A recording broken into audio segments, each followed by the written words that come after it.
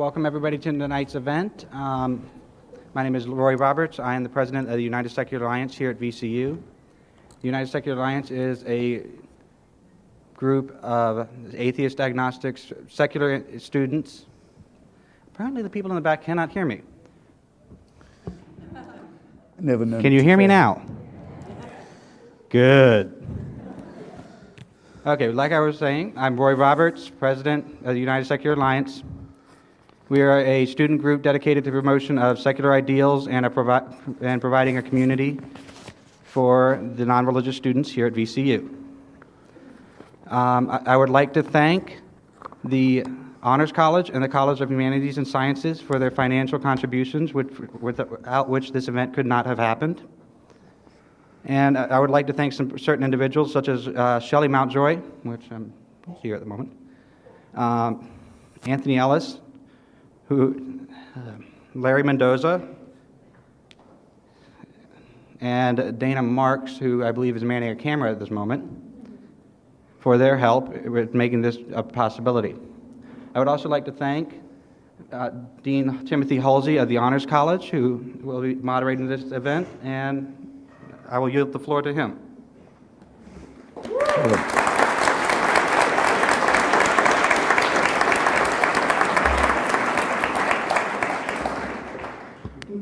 Thank you, Roy, and thanks to the VCU chapter of the United Secular Alliance for arranging tonight's event. Good evening, and thanks to all of you for coming to what I am absolutely certain will be a very entertaining and informative evening. This evening, as you all already know, we're honored to have Christopher Hitchens and Frank Turek with us to debate an ancient and modern question: does God exist? There is perhaps no more contentious issue that we could consider. Accordingly, this debate will follow specific guidelines. To begin, each speaker will have 20 minutes to make his opening statement. Dr. Turek will speak first, since he argues in the affirmative. Following the opening statements, each speaker will have 5 minutes to rebut his opponent, followed by an opportunity to question his opponent directly. Each speaker will be allowed 3 questions of the other, with questions limited to 1 minute and answers to 5. After the direct questioning, the speakers will respond to questions from the audience, asked by me from the cards that you were handed when you entered the room. As questions occur to you, please write them on these cards, and at a point in the debate, I'll ask the ushers to come forward and collect them, and if you would pass them, we will ask as many of them as we have time to do. Given the nature of tonight's debate, it is vitally important that everyone in attendance act in accordance with the highest standards of social behavior. Anyone acting rudely or behaving disruptively, will be thrown out. Really. And now, our speakers.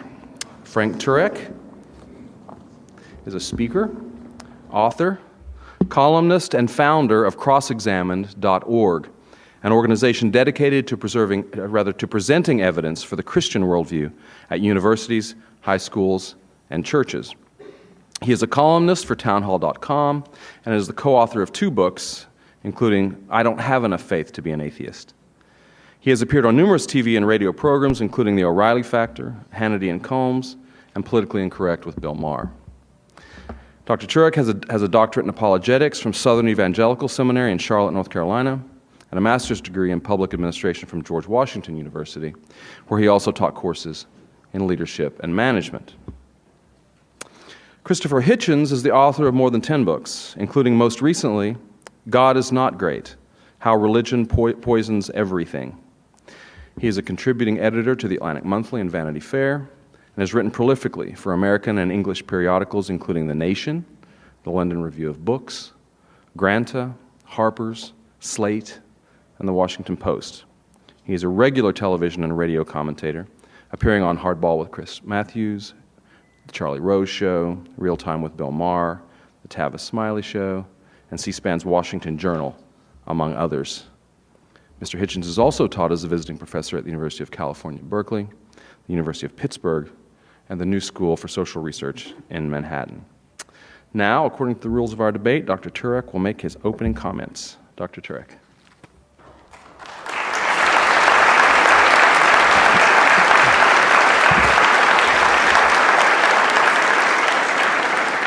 Good evening, ladies and gentlemen. My name is Frank Turek. Before I get started, let me ask you this. How many have heard me before, or this is your first time? How many of you are here tonight? How many do not respond to surveys? 3 out of 10 don't respond to surveys, Dean. This is my first formal debate. So give me a little grace if I can't cram everything I want to say into 20 minutes. I will say, however, I've had many informal debates, most of them with my wife, and I have not fared very well there. I will say, however, that she is probably the perfect sparring partner for Christopher Hitchens because her nickname at our house is Nails. And Nails is the type of woman that if she ain't happy, ain't nobody in the house happy. So hopefully I'm prepared for a very formidable opponent in Christopher Hitchens. And I do want to say that I very much like Christopher Hitchens. I've been following him for many years. I'm kind of a political junkie, so I've seen him around quite a bit. And I appreciate his charm and his wit, and I agree with him on a lot of things. Obviously, not the issue of God. That would make a very boring debate. But I will say that I went up to Christopher just about a half hour ago, and I shook his hand, and I said, "Christopher, I'm actually a fan." And he smiled, and he said, "The night is young."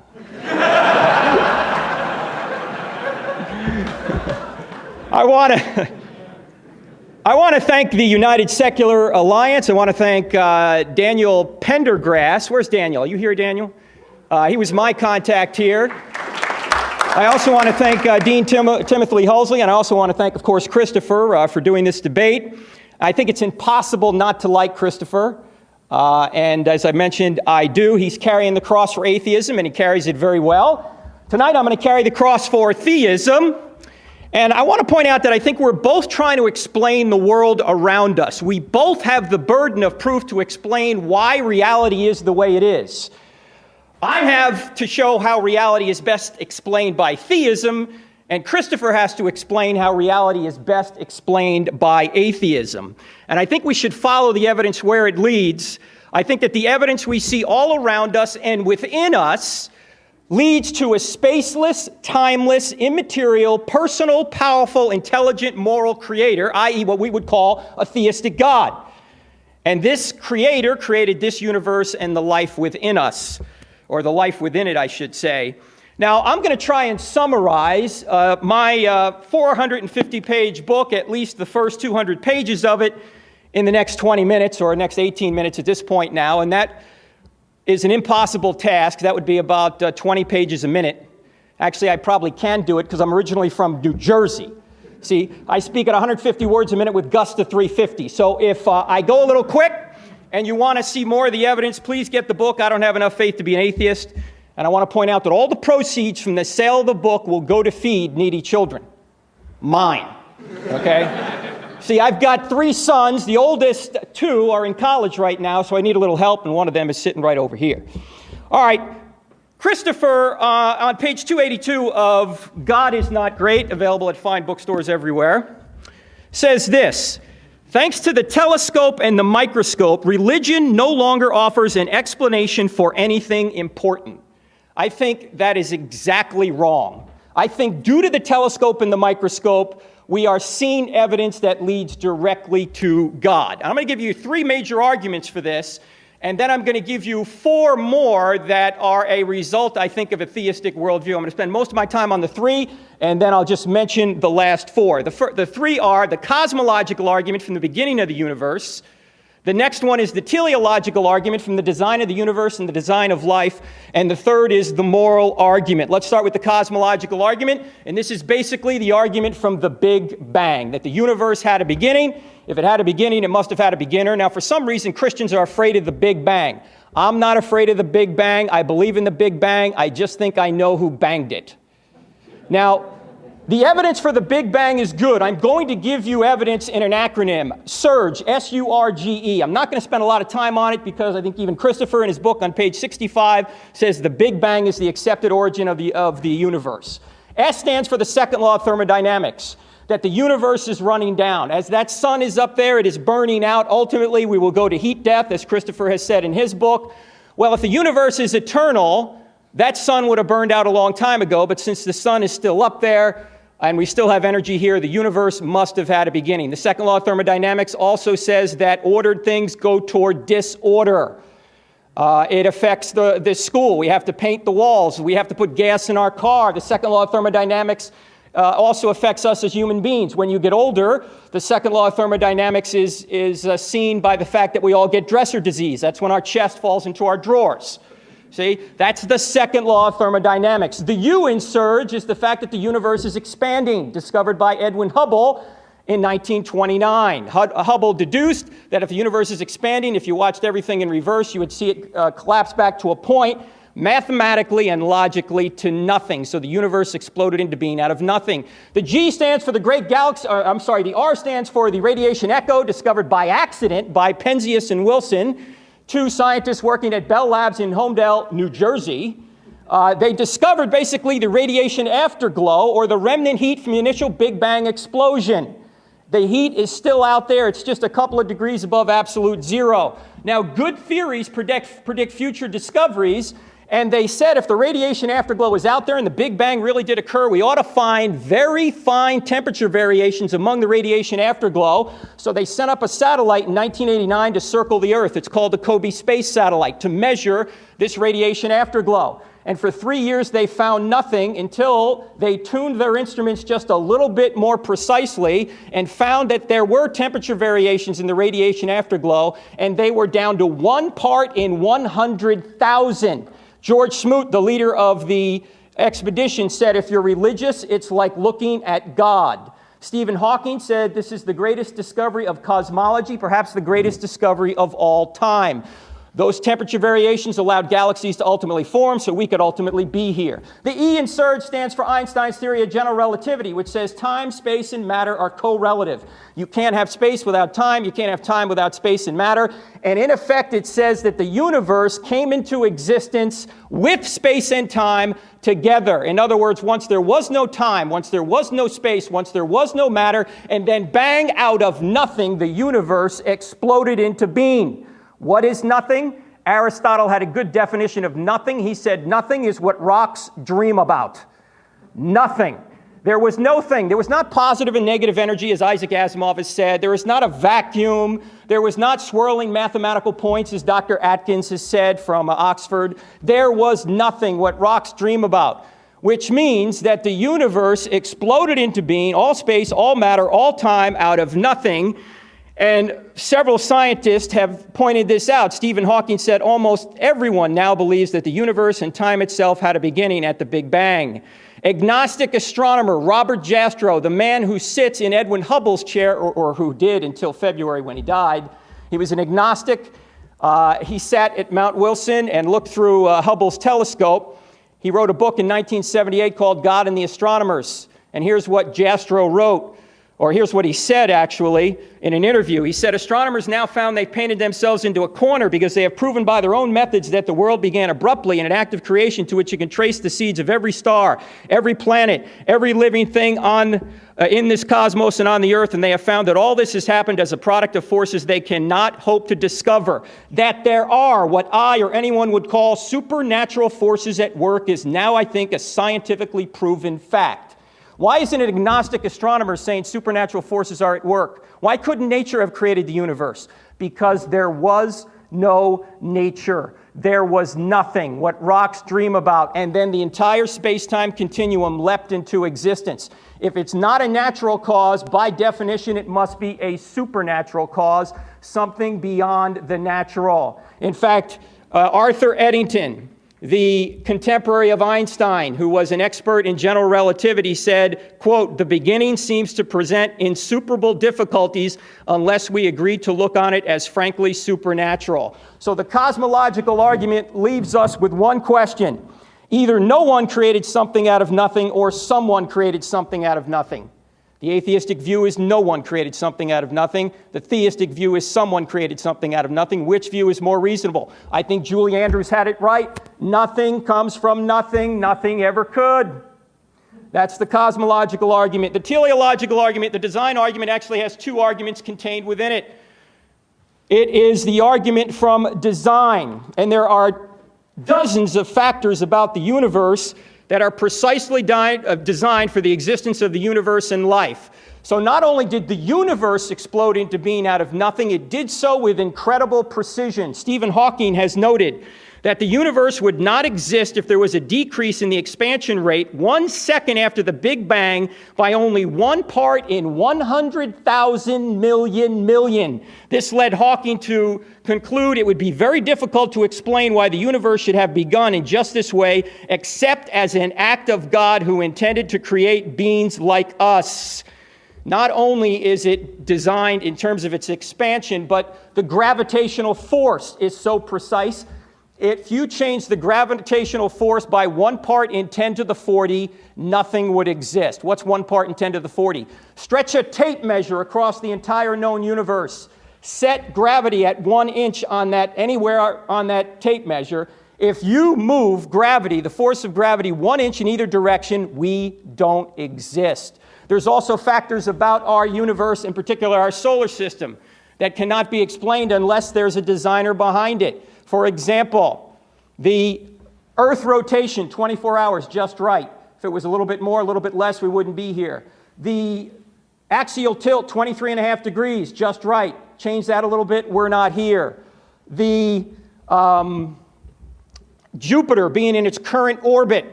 If Jupiter wasn't there, we'd be bombarded with space material. Why? Because Jupiter acts as a cosmic vacuum cleaner. It attracts all the cosmic space junk to it rather than us. There are a number of other factors I don't have time to get into, but Arno Penzias, the man who co-discovered the R in surge, the radiation afterglow, said this: astronomy leads us to a unique event, a universe which was created out of nothing, one with the very delicate balance needed to provide exactly the right conditions required to permit life, and one which as an underlying, one might say, and one which has an underlying, one might say, supernatural plan. A friend of Christopher, atheist Steven Weinberg, who is an atheist, put it this way: life as we know it would be impossible if any one of several physical quantities had slightly different values. So not only is the universe precisely tweaked, and by the way, there would be no life unless the universe was precisely fine-tuned, as I just mentioned, but life itself is designed. Let me take you to your breakfast table for just a second. Suppose you wanted to have a bowl of alphabet cereal. You're a teenager, and you come downstairs to have a bowl of alphabet cereal, and you see the alphabet cereal's knocked over, and the letters from the alphabet cereal are spelled out on the placemat, and it spells, "Take out the garbage, Mom." What are you going to assume? Cat knocked the box over? Earthquake shook the house? Or are you going to say, no, that's intelligent design from an intelligent being? Or let's say you're laying out on the beach and you see in the clouds, "Drink Coke." What are you going to assume? Unusual cloud formation? No, you're going to say there has to be a skywriter up there, even if you didn't see him. Why? Because messages only come from minds. Well, it turns out there's a message in all life called DNA. We all know about it. All life has a message. I have DNA, you have DNA, a banana has DNA. In Darwin's day, it was not known how incredibly complex, simple, so-called simple life is. And they thought that maybe simple life could come together without intelligent intervention, and ultimately natural selection could take over. It's the theory of macroevolution. I'm sure you've heard of it, from the goo to you via the zoo. From the infantile to the reptile to the crocodile to the gentile. That's the theory of macroevolution. The problem is that now we know that this intelligent life couldn't have come together by natural laws, because we now know that the simplest life has the amount of specified complexity or information in it in terms of DNA of 1,000 complete sets of Encyclopedia Britannica. Now, who's that according to? Not a Christian, not a theist. That's according to Richard Dawkins from his book Blind Watchmaker. I think it's page 116. Now, to believe that that resulted by natural law is like believing that the Library of Congress resulted from an explosion in a printing shop. See, I don't have enough faith to believe that. So life appears to be designed. In fact, Antony Flew, who was an atheist, a very prominent atheist, but recently became a theist, or at least a deist, as a result of this evidence, said, it is impossible for evolution to account for the fact that one single cell can carry more data than all the volumes of the Encyclopedia Britannica put together. It now seems to me that the findings of more than 50 years of DNA research have provided materials for a new and enormously powerful argument from design. How am I doing on time, Dean? 5 minutes. Okay, thank you. Design is so prevalent that even people like Francis Crick, the co-discoverer of DNA, Sir Fred Hoyle, who coined the term Big Bang in a derisive way, are now, or were, proponents of panspermia. Seeds everywhere, in other words, that life got deposited here by aliens, which is just kind of a backhanded way of saying that there's no way we know how life came by natural causes here. There must be aliens out there that brought it here, which, of course, just puts the question off one more step. Where did the aliens come from, right? There's a lot more on the design argument, but I'm running out of time here. Let me just give you one quote from Chandra Wickramasinghe, who is a student of Sir Fred Hoyle. He said, "The emergence of life from a primordial soup on Earth is merely an article of faith." Sir Fred Hoyle said, "A common sense interpretation of the facts suggests that a super intellect has monkeyed with physics as well as chemistry and biology, and that there are no blind forces worth speaking about in nature." So cosmological argument, teleological argument. Now let's move on to the moral argument.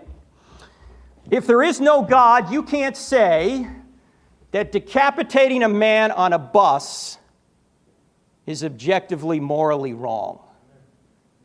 That's just your opinion.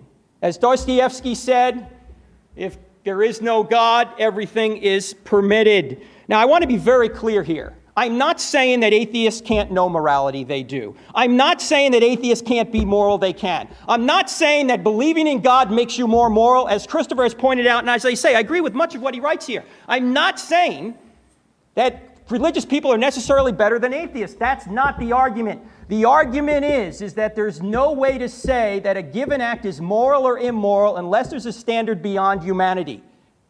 It's not just my opinion, it's not just Christopher's opinion, or Mother Teresa's or Hitler's. There's a standard beyond everybody that defines what is right. That standard is God's very nature. Since objective moral laws exist, there must be an objective moral lawgiver. You say, no, there doesn't need to be any moral lawgiver. If there's a prescription, there must be a prescriber. If you go to the pharmacist and say, "Here, I'd like you to fill this prescription," and the pharmacist says, "Who prescribed it?" and you go, "Nobody." Are you going to get your prescription? No. Now, there's a lot more on the moral argument. Maybe we can talk about it a little bit during the Q&A. But what can we learn from these three arguments for God? We can learn from the cosmological argument that this being must be spaceless, timeless, and immaterial. Why? Because it created space, time, and material. It must also be powerful. Why? Because it created out of nothing. Must be personal. Why? Because you can't go from a state of non-existence to a state of existence without making a choice, and only personal beings make choices. Impersonal forces do not. It must be intelligent. Why? Because it created in such a highly designed, razor's edge way. It must be moral. Why? Due to the moral argument, and of course it must be a creator. These attributes are the attributes of what the Bible would call God. Let me sum up what agnostic astronomer Robert Jastrow said after going through evidence like this. He said, "For the scientist who has lived by his faith in the power of reason," remember, he's the agnostic, "the story ends like a bad dream. He has scaled the mountains of ignorance. He's about to conquer the highest peak. As he pulls himself over the final rock, he's greeted by a band of theologians who've been sitting there for centuries." 2 more minutes? Take 3. Thank you, sir. Those are the three main arguments. Now I'd like to say there's 4 additional truths about the universe that are better explained by theism than by atheism. First of all, reason and the laws of logic. Christopher is a self-described materialist, but if atheism is true, we have no grounds to know it because reason and thoughts are just chemical reactions in the brain. How can you have, even Einstein believed this. Einstein was a determinist. How can you trust what Christopher says if it's just chemical reactions going on in his brain and chemical reactions in our brain? See, chemicals don't reason, they react. Now, I'm not saying there's no connection between our thinking and chemicals. There is. But if it's nothing but chemicals, how can we trust them? Even Darwin recognized this. It's called Darwin's doubt. He said, if we are just the product materially of primates, why should I even trust anything, much less my theory of natural selection? The next major reason is the laws of mathematics. Science depends on the notion that the universe is rational and mathematical at all levels. But how does rationality and mathematics arise from randomness? How do they come from matter? Rationality and mathematics are the product of mind, not matter. So you got reason and the laws of logic, the laws of mathematics, and then Number 7, or 7 in my list here, 3 in the addition, human freedom and the ability to make choices. Christopher is somebody who is very concerned about human freedom as I am. But again, if we are just molecules in motion, how do we have human freedom? William Provine from Cornell, he's a materialist, a Darwinist. He points out that we don't have any human freedom if all we are is molecules in motion. Now, Christopher ought not scold anybody for being a snake-handling, Bible-thumping, fundamentalist preacher, because according to his own worldview, that person is that way because these are just chemicals going on in his brain. Neither could you say that Hitler had done anything wrong if it's just chemicals going on in his brain. I mean, what is the murder molecule? How much does justice weigh? These are questions that have no answer in a materialistic worldview, but that is Christopher's worldview. It seems to me that it makes much more sense to say that reason and laws of logic, mathematics, and human freedom come from a great mind that granted us these immaterial realities. The final argument is consciousness. Do you know that a heap of sand and a human brain have the same elements? Why are some carbon-based molecules conscious and others are not? Materialists have no answer for this. Daniel Dennett, another person who would agree with Christopher on many things, he's a materialist, says that consciousness is an illusion because he's a materialist. You're not really witnessing this right now. It's just an illusion. Now, one wonders if he was conscious when he wrote this. But again, there is no explanation for this in an atheistic worldview. Now, I have a couple other arguments on the bench, but I don't have time to get to them. Let me just sum up in 1 minute. We need to take all this data in context, not just one argument, but all of them. What is the best explanation? Christopher has to explain these 8 truths about the universe from an atheistic perspective. He must explain how the universe arose from nothing, how extreme fine-tuning and design arose from chaos, how life arose from non-life, how morality arose from materials, how reason and the laws of logic arose from matter, how mind arose from mud, how mathematics arose from molecules, how human freedom arose from blind repetitive forces, and how consciousness arose from chemicals. If he can't give evidence to explain these truths about reality from an atheistic perspective, if he's just going to state unsupported, speculative possibilities that rely on faith, then I think theism is a more reasonable worldview. Thank you for your attention. I appreciate it.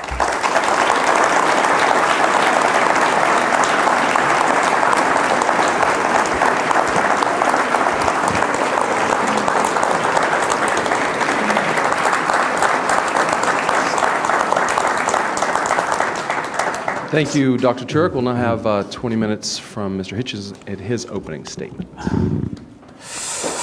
Let's see.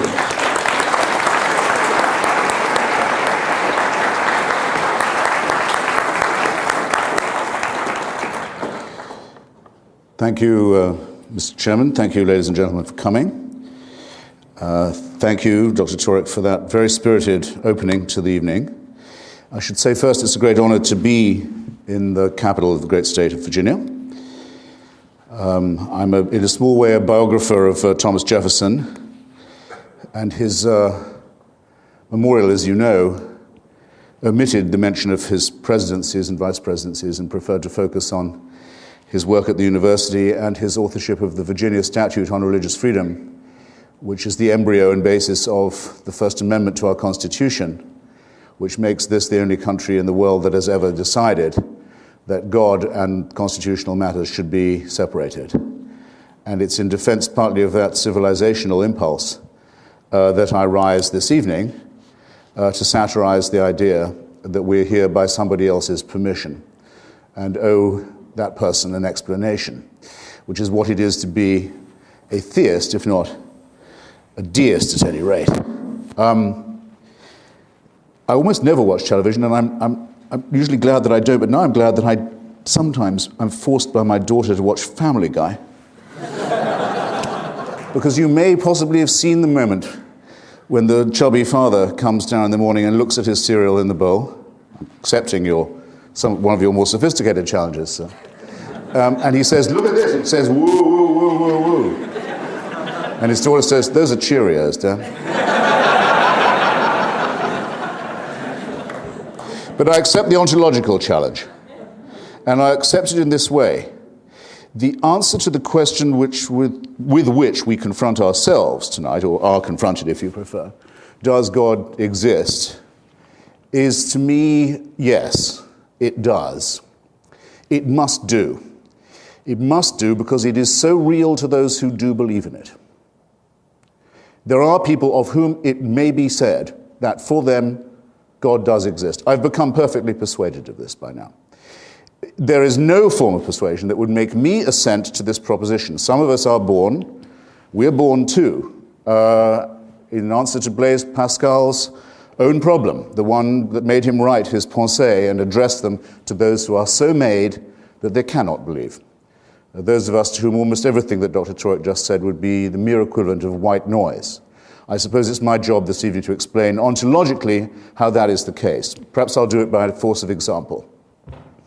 Recently, very recently, in fact, as little ago in time as last year, the Vatican announced that limbo, the destination of the unbaptized child soul, no longer exists. There is no such place. St. Augustine was in error, it appears, in sending so many children, at least the souls of so many unbaptized children, to this destination for so long.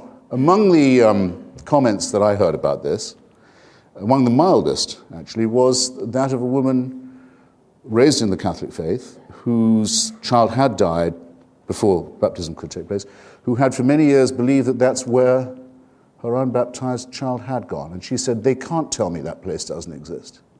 It's been as real to me as anything possibly could be for so long. They've no right to tell me now that this no longer exists. Ontologically, limbo exists for those who believe in it just as God does. I'm not here to deny that.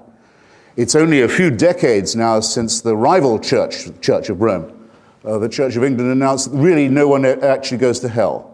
It could be that after you die you're forbidden God's grace, but there's no real place of eternal, unending, infinite torture and torment with which those who claimed the grace of God and the redemption of Jesus made a living for so many years. And how do they make their living? By lying to children.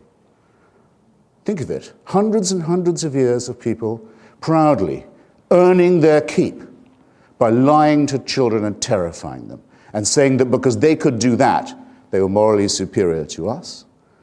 Reason, common sense, decency, ordinary decency rebels against this kind of mind-forged manacle, however charmingly or humorously it's expressed. But hell exists in the minds of several people I've spoken to just today on this campus in the intervals of other conversations.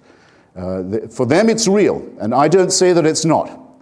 But what I want to show is that it can, if it does exist, nonetheless be abolished, like many other mind-forged manacles and man-made tyrannies that confront us. And in fact, that this belief in a supreme and unalterable tyranny is the oldest enemy of our species, the oldest enemy of our intellectual freedom and our moral autonomy, and must be met, and must be challenged, and must be overthrown. I want to argue for nothing less than that. It's actually rather wonderful, isn't it, that religious authorities who used to say they were infallible say, just take the last pope, just the last. I know I'm not talking with the Catholic apologist this evening, but nonetheless, the church, when people say the church, they know which one they mean. They mean the one in Rome. The one where when Stephen Hawking was invited and was asked at the conference on the church and science, is there anything he'd like to see in Rome while he was there, he said he'd like to see the records of the trial of Galileo. Don't please be invoking Mr. Hawking, by the way, as if he was a deist. The last pope, just in the last decade of his tenure, apologized. He said, we were wrong about the Jewish question. We probably shouldn't have said for so long the Jews were responsible for the murder of Christ. We were probably wrong in forced conversion of the peoples of the Indies, as they were thought of, the isthmus and the southern cone of our hemisphere. We were certainly wrong. We owe an apology to the Muslims for the atrocities of the Crusades. We owe an apology to the Eastern Orthodox churches for the incredible butchery to which they, our fellow Christians, were subjected by us, the Roman Catholic Church.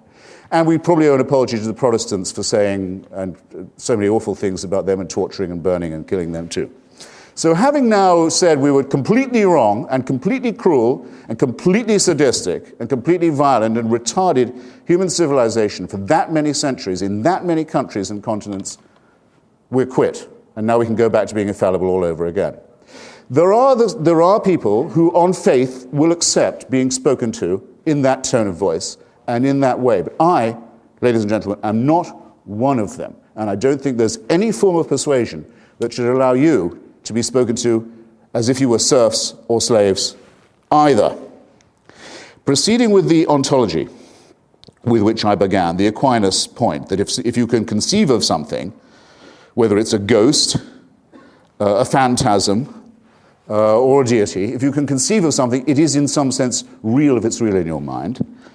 And showing with the obvious fallacy that has always attended that, is it nonetheless possible for an atheist to say, a proclaimed atheist to say, as I do, proclaim myself to be, that God positively can be said not to exist? No. It's a very common misunderstanding about my fraternity, sorority. I'll just take a moment to clear it up. The atheist says, no persuasive argument for the existence of God has ever been advanced or adduced without convincing rebuttal.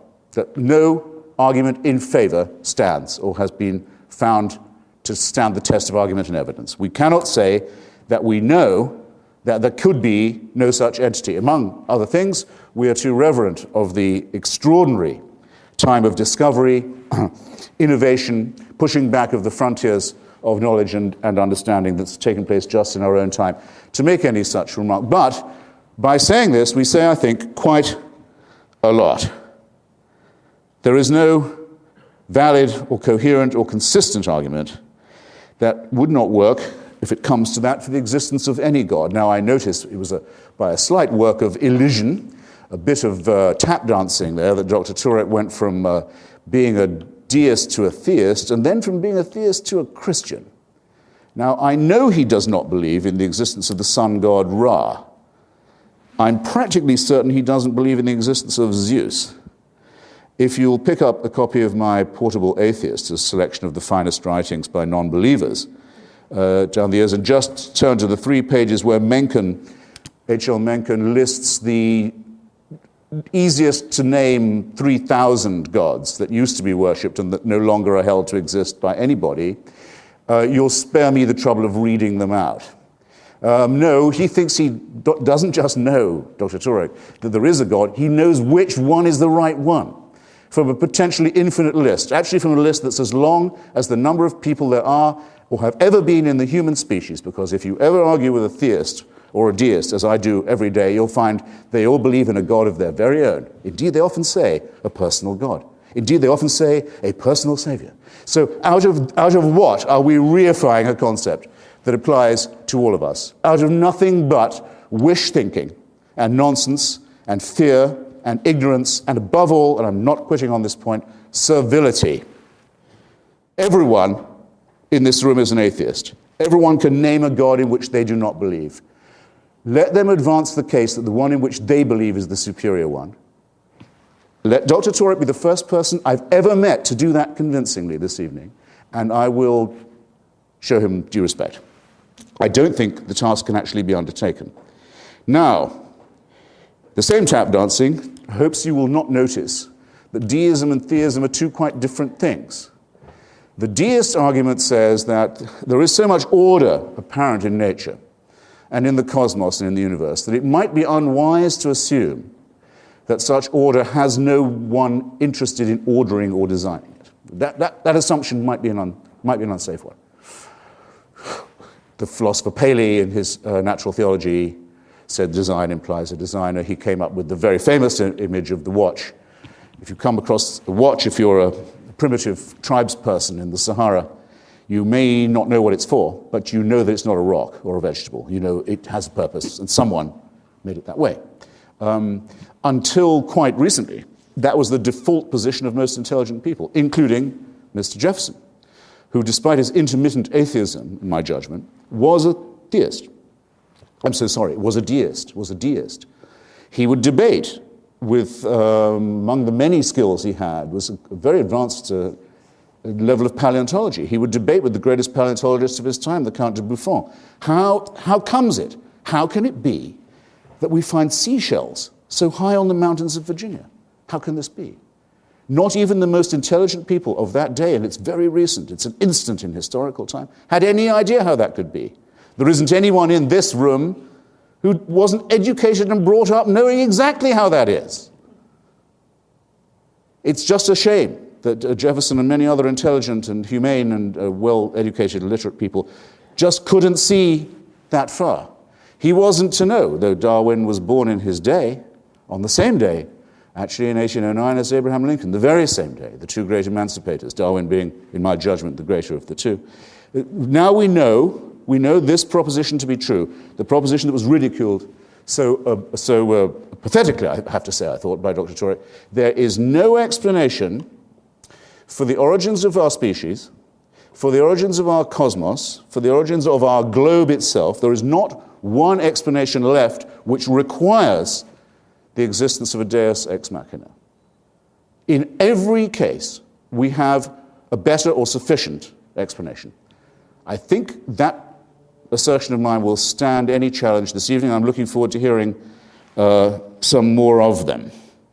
Of course, Darwin used creationist images. He actually set out to vindicate Paley's theology, thought he could do it by his taxonomical study of nature. Einstein used God images when he spoke of the extraordinary majesty of the cosmos. It's in us. It's in our vocabulary. It's hardwired in us, you might almost say, to use images of awe-inspiring, godly, Mozartian, you might say, or even Shakespearean images when talking about these things. But when we come down to the actual analysis of them, we find that we don't need the prime mover at all, and that most of the prime mover explanations, if not all of them, have been positively misleading. So that the deist may propose a designer, and I may not be able to show you convincingly that there could be no such person, but the theist has all their work still ahead of them. From this designer, how do we get to the designer who answers prayers? Did you hear a thing? I mean, just a phrase, even an implication, even a suggestion from anything my opponent said, that you could, by an argument from design, prove answered prayers? Or prove that someone born of a virgin was therefore the son of a god? Or could prove that resurrections occur, and that by people being tortured to death thousands of years ago, we are now redeemed, that we are vicariously forgiven our own offenses by human sacrifice? How does deism help you to that? It doesn't. It quite simply doesn't and cannot. And the attempt to build from one to the other is a conjuring trick of a very vulgar, I think, kind. We live in the childhood of our species, so when Stephen Hawking says that if we could understand the event horizon that surrounds the black hole, we would, in some sense, know the mind of God, he proves that our vocabulary is still that of our infancy. He makes no concession to the idea of a theist or theocratic dispensation. I'd better ask now how I'm doing for time. Good. I'm not sure I'm going to need all that. But I'd like to try and reply and fight on my feet when I can. And I made some notes about what Dr. Turek had said, and I feel that they were challenges to me that I would be ignoble if I didn't respond to. The first, and I thought frankly, the most egregious, was this. I find it extraordinary that it can be said on a university campus in this year of grace that without God, humans are capable of doing anything. That there is no moral restraint upon us if we don't concur in the idea that we are the property and creation of a supreme being. I'm making the assumption that all of you check in every now and then with some kind of news outlet and have a view of what's going on in the rest of the world. Isn't it as plain as could be that those who commit the most callous, the most cruel, the most brutal, the most indiscriminate atrocities of all do so precisely because they believe they have divine permission? Shall I answer my own question? Should I insult you by adding more? Who can't think of an example of this kind? Let me put the question in another form that I've put in now. Every forum from YouTube to C-SPAN, to the wireless, to the print, to the radio, to the television, and innumerable forums to those who say that without God there can be no morality. You are to ask yourself two questions. You are to name a moral action undertaken, or a moral and ethical statement made by a believer. I dare say you can do it. You are then to say that you can not imagine a non-believer making this moral statement or undertaking this moral action. Can you think? Can you now think? Can any of you think? You don't have to answer now. You have all night, and you have my email. And I've done this with everyone from the Archbishop of Canterbury to even lower people. You name me the ethical and moral action or statement that a believer can make and an unbeliever cannot, and there's a prize. And I'll tell you about that later. Now there's a second question. Think of something wicked that only a believer would be likely to do, or something wicked that only a believer would be likely to say. You've already thought of it. The suicide bombing community is entirely religious. The genital mutilation community is entirely religious. I wouldn't say that the child abuse community is entirely religious. I wouldn't. But it's bidding to be entirely religious. It operates on the old Latin slogan, "No child's behind left." How dare anybody, how dare anyone who speaks for religion say of us, the secular and the non-believers, that we are the immoral ones? It is itself a wicked thing to say. Itself an absolutely indefensible thing to say. No, the decapitation on the bus is going to be done by someone who thinks God is telling him to do it. Smerdyakov is actually the stupidest character in Dostoevsky's novel. He's the one who makes this proposition. Everyone has to understand that it is those who feel that the divine is prompting them, who feel they're permitted anything and everything. And it is those who are the leading, most salient, most violent, most vicious opponents of the values and civilization that Thomas Jefferson stood for and promulgated.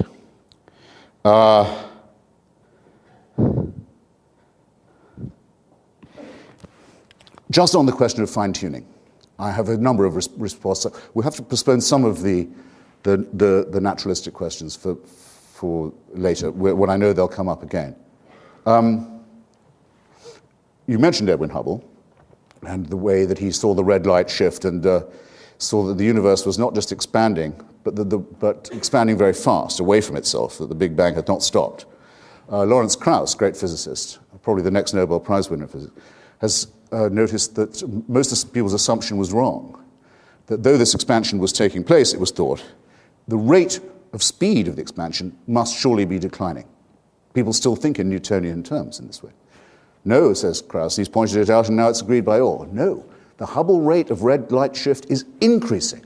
The universe is dissipating itself at high speed and the speed is getting greater. What does this mean? Well, it answers the question of why is there something instead of nothing? Because now we have something. We're all here because there's something. And nothing is coming right for us. Very soon, a physicist wouldn't be able to tell the Big Bang had ever taken place. So far sprung apart will the whole system be. And meanwhile, look in the sky at night and you can see the Andromeda Galaxy headed straight for ours on a direct collision course. Who designed that? Who made it certain that every other planet in our solar system is either too hot or too cold to support life, as is most of our own planet, and that in just one tiny, irrelevant solar system already condemned to heat death and implosion? Some design, wouldn't you say? But these are just the paltering, minor objections that I have to the theistic worldview. The main one is the one with which I began.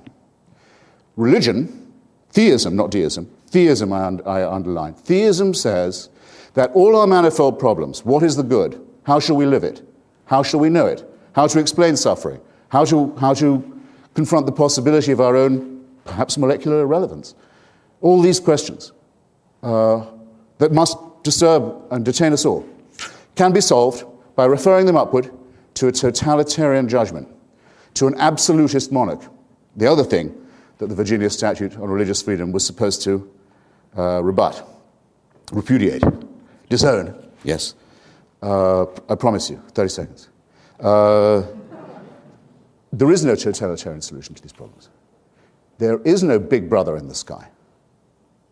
It is a horrible idea that there is somebody who owns us, who makes us, who supervises us, waking and sleeping, who knows our thoughts, who can convict us of thought crime, thought crime, just for what we think, who can judge us while we sleep for things that might occur to us in our dreams, who can create us sick, as apparently we are, and then order us on pain of eternal torture to be well again. To demand this, to wish this to be true, is to wish to live as an abject slave. It is a wonderful thing. It is a wonderful thing, in my submission, that we now have enough information, enough intelligence, and I hope enough intellectual and moral courage to say that this ghastly proposition is founded on a lie, and to celebrate that fact. And I invite you to join me in doing so. Thank you.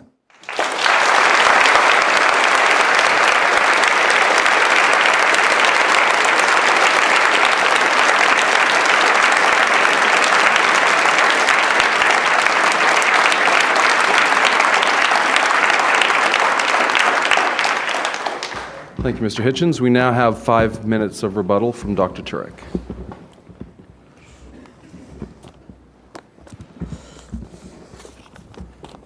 In fairness to Christopher, that statement obviously was his opening statement, was not meant to rebut my statement, but now my statement is to rebut his. And I want to point out that most of what Christopher just said there is pretty much complaints about religion and religious people and has no impact on whether or not God exists. Religious people can be the worst people that ever lived. That says nothing about whether or not God exists. People can do evil. That doesn't mean the parents don't exist. Children can do evil. Doesn't mean the parents don't exist. My kids do evil, but I'm still here. I do evil. My dad's still here. In fact, he's sitting right there. What does that prove about whether or not God exists? Let me try and go down some of the things Christopher said. Yes, I am an atheist when it comes to Zeus. But Zeus is not spaceless, timeless, immaterial, powerful, moral, personal, intelligent creator that I hopefully, at least I thought I gave evidence for. And maybe Christopher will come back to my statements on that later. I don't believe in Zeus because I don't think there's any evidence for Zeus, but I think there's evidence for the theistic God. Deism, I didn't make the direct shift to theism. I probably should have been more explicit. I think it's obvious there's a theistic God because life came several billion years after the creation. That is not a deistic concept. That is a theistic concept. I didn't say anything about Christianity. Even though I am a Christian, I don't have time to defend Christianity here. I'd love to debate Christopher on the issue of Christianity in the future, and I'll publicly offer that right now. If he wants to debate whether or not the New Testament documents are reliable and tell us really what happened about what Jesus came and said and did, I'd be happy to do it. But when I mentioned before, I have a couple arguments on the bench. I've got almost a full baseball team of arguments here. I've got a couple arguments on the bench. It's the resurrection is one of them, and I don't have time to get to that here. So I'm not backing up the Christian God here. I'm backing up a theistic God, even though personally I do believe in a Christian God. He claimed Darwin was the great emancipator, and that he went on to talk about atrocities, and I think he again missed my point. As I said before, I'm not saying atheists can't be moral. Christopher, what he says in his book again, much of it is true. Religious people have done awful things. In fact, Christianity predicts we'll be hypocrites. That's what the church is. It's full of hypocrites. Whenever somebody says, I don't want to go to church, there's too many hypocrites down there, I always say, come on down, pal, we got room for one more. That's what the church is. We're all fallen. We're all sinners. That's why we need a Savior, because we can't do it. And Christopher said, well, how can you command somebody to be well when they have no capacity to be well? Well, we were well in the beginning, and I'm going into Christian theology here, I understand. I'll just try and answer the point. We were well in the beginning, but then we messed up, and so God, the great physician, came back to save us. That's Christian theology. As again, I don't have time to support it. I'm just pointing out that is the theology. Now, Christopher talked about atrocities, but again, on the atheistic worldview, here's the main point. How do you define what an atrocity is? Who defines it? Who has the authority to define what an atrocity is? The carbon atom? The benzene molecule? I'm not saying you have to believe in God to be moral. I'm not saying that only religious people are moral. I'm not saying atheists can't be moral. I'm not saying atheists don't know morality. I'm saying there's no way to justify what is right and what is wrong unless there's some authority that provides it. What is the authority? In a materialistic worldview, there is no authority. The carbon atom has no moral authority over you. And it seems that Christopher goes on and on about how he does not want to be under some kind of divine totalitarianism. That is a moral rejection of God. Where does he come up with this immoral totalitarianism? His worldview does not afford immorality, because his worldview does not afford morality. He has to borrow from the Christian worldview in order to argue against it. In fact, he has to sit in God's lap to slap his face. Where does he get morality from? Where does he get reason from? Where does he get mathematics from? Where does he get consciousness from? Where does the universe... He said there are explanations for where the universe came from. Atheistic, I'd love to hear them. I haven't heard one yet. How does something come from nothing with extreme fine-tuning? What is the explanation for that? He said there are arguments for the beginning of life that are naturalistic, not according to the people who are studying the matter. How about Francis Crick? If I can find his quote here. Francis Crick said, "Every time I write a paper on the origin of life, I swear I'll never write another one because there's too much speculation running after too few facts." Mark Kirshner of Harvard and John C. Gerhardt of Berkeley said, "Everything about evolution before the bacteria-like life forms is sheer conjecture." Biochemist Klaus Doss admits that after more than 30 years of research into the origin of life has led to, quote, "a better perception of the immensity of the problem of the origin of life on Earth rather than its solution. At present, all discussions on the principal theories and experiments in the field either end in stalemate or in a confession of ignorance." Now, I'm not saying that this is a default position, that it must be God. I'm not saying that I just lack a natural explanation for the origin of life. I'm saying that specified complexity, information, the DNA structure that we all have is evidence for an intelligent being. Because information only comes from minds. The laws of ink and paper did not create, God is not great. There was a mind behind it that brought it into existence. And there's a mind behind DNA. What is the atheistic explanation for DNA? What is the atheistic explanation for information? What is the atheistic explanation for all of these 9 things I mentioned? How much time do I have? I have none. Survey said, sit down. Yes, sir. Thank you.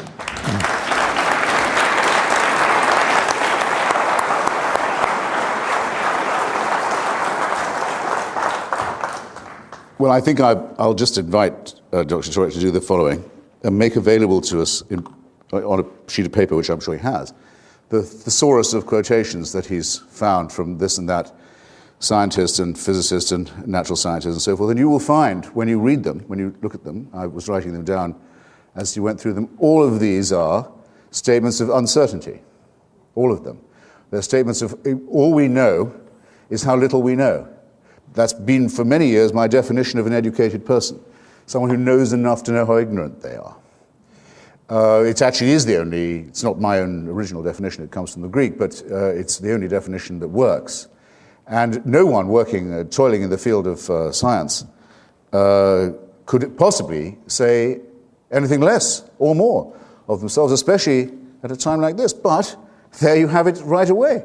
The theistic and the deistic explanation has to be based on a certainty that there is a supervising and, if you want to be a theist, a caring and intervening creator who manages these matters. And there hasn't been a single sentence so far from Dr. Turek in support of that proposition.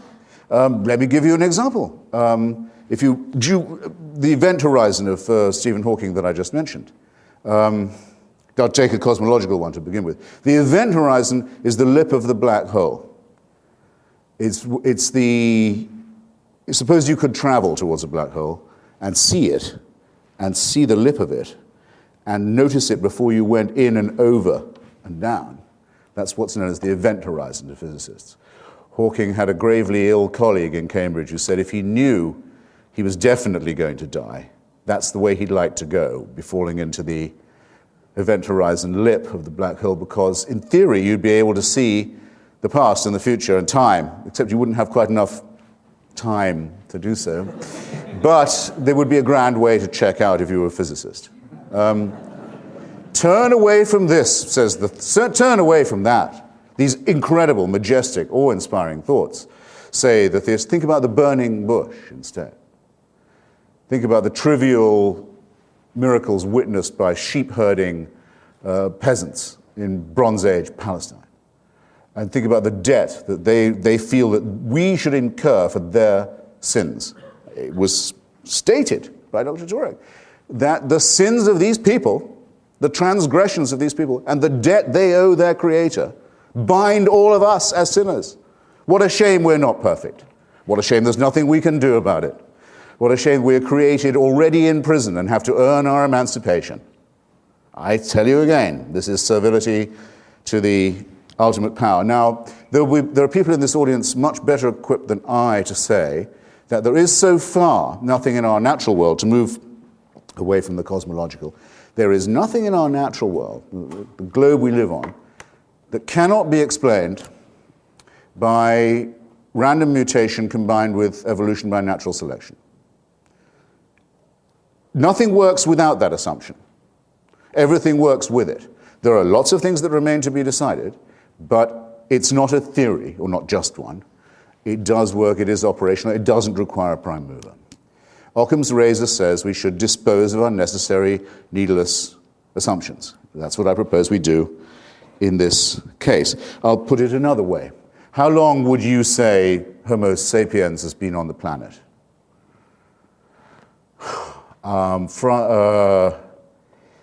Francis, not Crick, excuse me, the author of the supervisor of the Human Genome Project. Collins.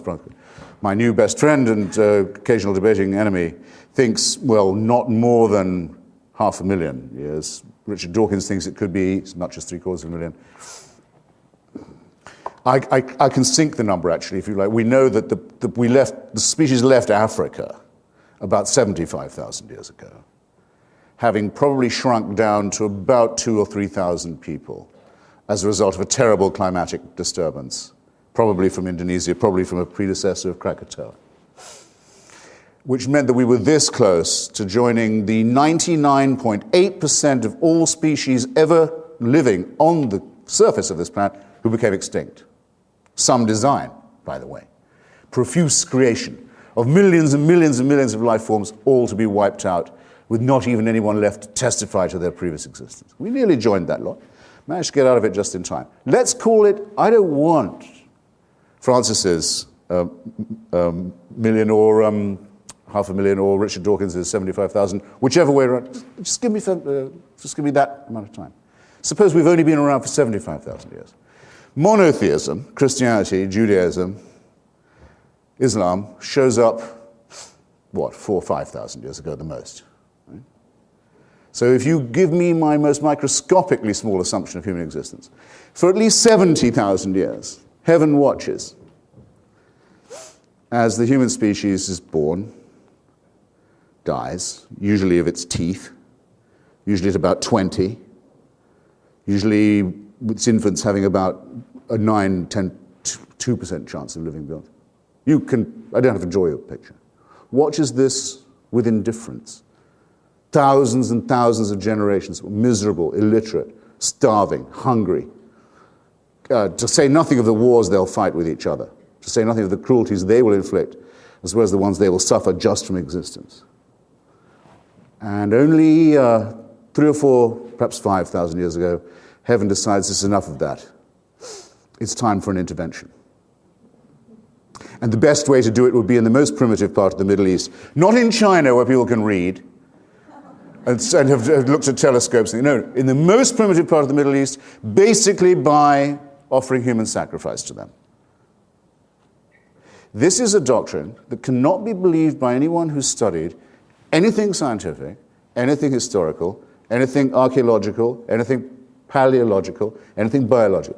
Can't be believed by anyone. Can't be only believed by someone who wants to be a plaything and a slave of a pitiless totalitarian power. How glad we should be that the evidence for this ghastly entity is nil. Good. Thanks.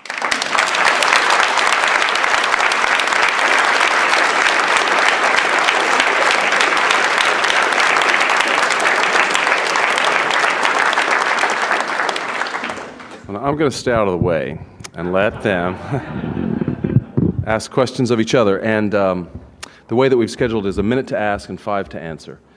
And we'll try to stay to that. So That's very generous. if you, Dr. Turek, would like to go first, since you had already posed some questions to Mr. Hitchens. How many times do we do that? 3 times. So you get 3 apiece. Could I just propose, unless you really have 3 that you're dying to, I don't have 3 I'm trying to duck, but that seems a long time for the audience to have to wait, it seems to me. Could we do it 2, maybe, and get to their questions? I have 6. I'm your witness then. So 3 was right. Dr. Turek. Okay. Christopher, what is your explanation for the beginning of time, space, and matter out of nothing? Well, we don't know. I remember being asked by one of my children once, when I said, well, what was there at the Big Bang? And I said, well, you have to imagine, this shows how poverty-stricken our own vocabulary is, and I suspect how poverty-stricken our own capacity is. In other words, I think there are some things, not that we don't understand or know, but that we cannot. So we're reduced to sort of primitive images. But I said, suppose you could picture all of matter, the whole of matter, condensed into, I got this from Hawking, I think, one of his colleagues, condensed into something like a very small, dense black suitcase of the kind you see people carrying money in crime thrillers. And it's about to fly open. Right? That's what you'd have to be able, and everything that's ever going to be is inside that. That was the best I could do. And I don't think many people could do, if I say it myself, that much better. But I was completely unhorsed because the kids said, well, what was outside the suitcase? And I thought, oh, well, I can't do that. And I don't know anyone who can. And that, in a way, would be my whole point. I don't have to know. You do. You're the one who says you know, not me. The theist and the deist say, oh, come on. We know. This is only possible with an author. It's only possible with a creator. It's only possible with a master and commander. It's only possible with a dictator. You're welcome. I don't need 5 minutes. Is it fair to say, though, that if the creation was out of nothing, and that's the common view today, that the being that brought it into existence, the cause, whatever it was... Don't say being. What ground do you have to say being? Because to go from a state of non-existence to a state of existence, you need to make a choice. No, you don't. You don't? How does something that... Where are you getting this choice from? The choice, how does a... first of all, there was no nature, there was nothing. So if there was nothing, how do you get something from nothing without a cause? How do you get... I can answer the same question in the way I did before. How do you get so much nothing from something? You look into the night sky. If you're in, say, the Carmel Peninsula, you can't do it from many parts of Virginia now, but if you are in certain parts of California, as I was recently, you can look into the night sky and see universes blowing up and bursting into flame every night of the week, several times. They had something, and it's all nothing now. Who's the author of that? Who mandated that? Who's the creator of that? Who's the dictator who demands that sacrifice? The fact that things... You're making a rod for your own back here. No, the fact that things go out of existence, Christopher, doesn't mean that they're not designed. The typewriter is out of existence right now, thankfully. But the typewriter's designed. So the fact that the universe is going to heat death doesn't mean that it didn't have a designer at the beginning. And, of course, religious people believe that somebody's going to intervene to stop it before it does go. And even if they do? Even if it doesn't, wait. if no, hold on. Sorry. Even if nobody intervenes, if it goes to heat death, it goes to heat death. Excuse me. Did the religious among you, ladies and gentlemen, understand, I did not, that there will be an intervention to make an exception in our case? That this will not happen to our cosmos? That God will prevent the heat death? That's the Christian view, and as I said... I had no idea. Yes. That a new heaven and new earth will be created. Genesis is paradise lost. Revelation is paradise restored. Have it your way. It sounds fatuous to me, I've got to say. Again, how do you get something from nothing? I am not the one who has to answer the question. Excuse me, you're the one who has to answer. You're the one who claims to know. You say there was a creation moment and a creator. I want to know why you're changing the subject and saying to me, how do I not know this? When you're the one who has all the information. I also want to know. I also want to know this. I want to know what sources you have that are not available to me.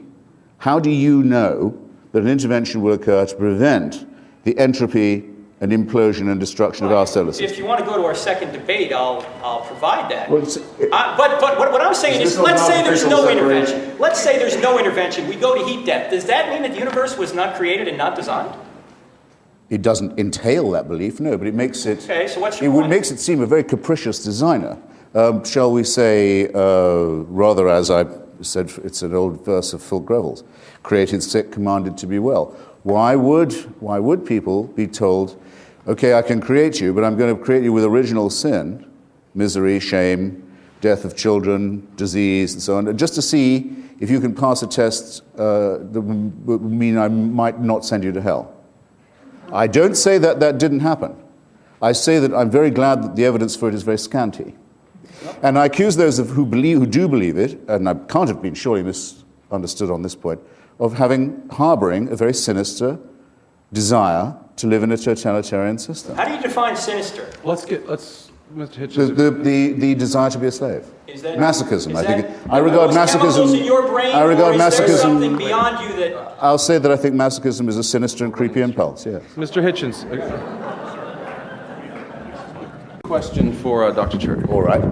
I won't take a minute to ask. I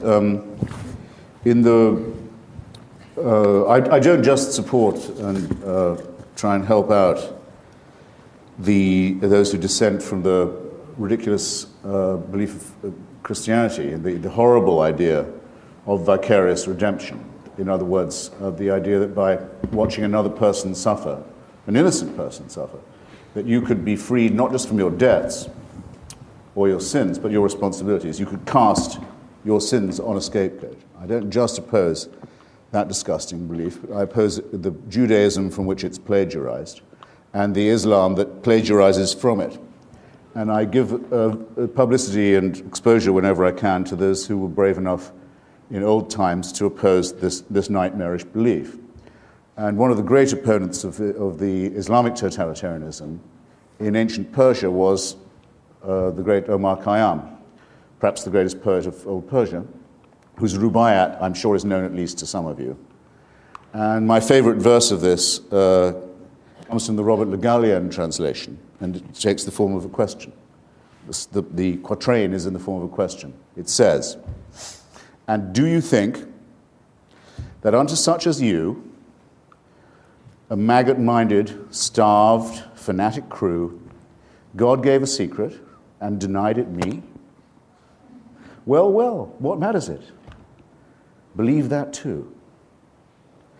To this magnificent astronomer and scientist and physician and humanist of Persia, who opposed the cruel, sadistic, verminous, ignorant mullahs of his day, I borrow the question, what is your authority for saying that you know something that I don't?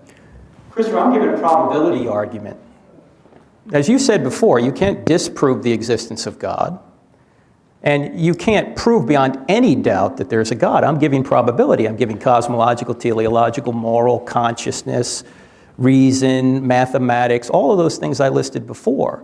It's open. The evidence is open to everybody. And this is related to your 70,000 years point that you just made there. From a Christian perspective, God has always had a revelation, even before Christ. It talks about the fact that God has always had a witness. There's three witnesses. There's creation. Everyone has creation. There's conscience. Everyone has conscience. And there's Christ. Now, Christ, true, only came 2,000 years ago. But his sacrifice of atonement, his sacrifice of atonement is retroactive to everybody that lived before him. So he's always had a witness. It is quite convenient, and that is the very nature of God. You're absolutely correct. Well, I got him to say it. You see, if we were only discussing ontological questions, that would be all very well, and it could be quite amusing. I could say that you require a higher degree of standard of proof for your proposition than I perhaps do for mine, and you'd probably accept that, and so forth, and we could go back and forth. But we'd be paltering again with the essence of the matter, which is this. The difference between the theist and the deist is as follows. The deist says, may not make sense without some kind of designer. The theist says, when I tell you what to do, Christopher, I have God on my side. The deist says, he can tell what God wants of me, what length I should shave off the end of my penis, if I'm a boy or have a male child, or off the clitoris if it's a female child. He knows to the exactitude what the proportions of that should be, what the diet should be, what the dietary laws ought to be, who I should sleep with, and in what position.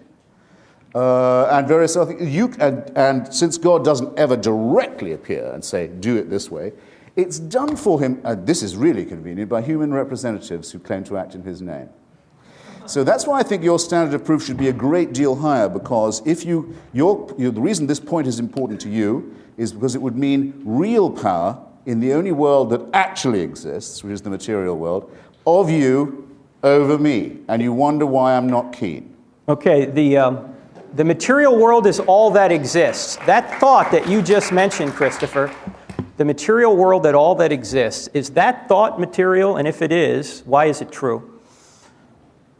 That sounds like casuistry to me, but I mean, I certainly think that that everything that I am capable of thinking, saying, feeling, and so forth does depend on my continued existence as a, what shall we say, mass of molecules, or shoot me in the head, and I can't go on like this. And I won't be coming back to bother you either. Question? Sure. Nor am I going anywhere after that's happened. Christopher. And I don't wish it otherwise, by the way. I don't wish it otherwise. God gives you what you desire. So, would that were the case? I have bear with me, a relatively long question here. After admitting that an unborn child is a human being, you write on page 221, and thankfully you say in the book that it's nonsense that an unborn child is not a human being. You admit that the unborn child is. You say this, and I quote, "There may be circumstances in which it is not desirable to carry a fetus to full term. You then go on to advocate termination of pregnancy if birth control fails." Here's my question. Why is it that according to you, when God plays God by taking a life prematurely, in the Old Testament, for example, it is a moral outrage, but when you play God by taking a life prematurely through abortion, it is a moral right? Well, it's a false distinction. I mean, that's not what I say. I mean, I say that the great abortifacient is, I would say, nature. I don't say God. Of course, God does not decide that so many pregnancies are not carried to full term. Nature knows, in the case of our species, as with every other mammal and primate, that some fetuses are not going to make it and flushes them out. That's just a brute fact. We wouldn't be here if that wasn't the case, because we're, as you know, adapted biologically to an environment we've abandoned, the savanna.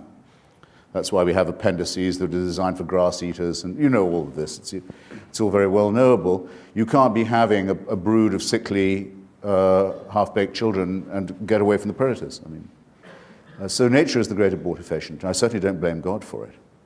I do, as a humanist, believe that the concept unborn child is a real one, and I think the concept is underlined by all the recent findings of embryology, and about the early viability of a well-conceived human baby, one that isn't going to be critically deformed, or even some that are, will be able to survive outside the womb earlier and earlier and earlier. And I see that date only being pushed back, and I feel a responsibility to consider the occupant of the womb as a candidate member of society in the future, and thus to say that it cannot be only the responsibility of the woman to decide upon it, that it's a social question, and an ethical and a moral one. And I say this as someone who has no supernatural belief. So your question ought to have been this: how do I have any ethical opinions, since I don't believe that I'm created? And I don't believe I'm going to heaven. I prefer the first question, if you don't right, mind. but okay, but I mean, it just isn't it entailed by it? I appeal to the audience. Have I not answered the question about the termination of pregnancy? Which bit have I not answered? You better prompt me then. I'll read it again. Why is it that according to you, when God plays God by taking a life prematurely? Well, it isn't according to me. I don't say God does that. Nature in does your it. book, which is right over here, you have an entire chapter about the atrocities in the Old Testament. Yes. And the atrocities have to do with God commanding genocide and those things. And you obviously have a problem with that, as many people should. So my question again is, why, according to you, when God plays God by taking a life prematurely in the Old Testament, is it a moral outrage, but when you play God by taking a life prematurely through an abortion, it is a moral right? But once again, I'm sorry if my work is so obscure, but I don't say that I have a moral right to terminate a pregnancy. I've given all the reasons that I think hedge that question ethically and morally very sternly, very stringently.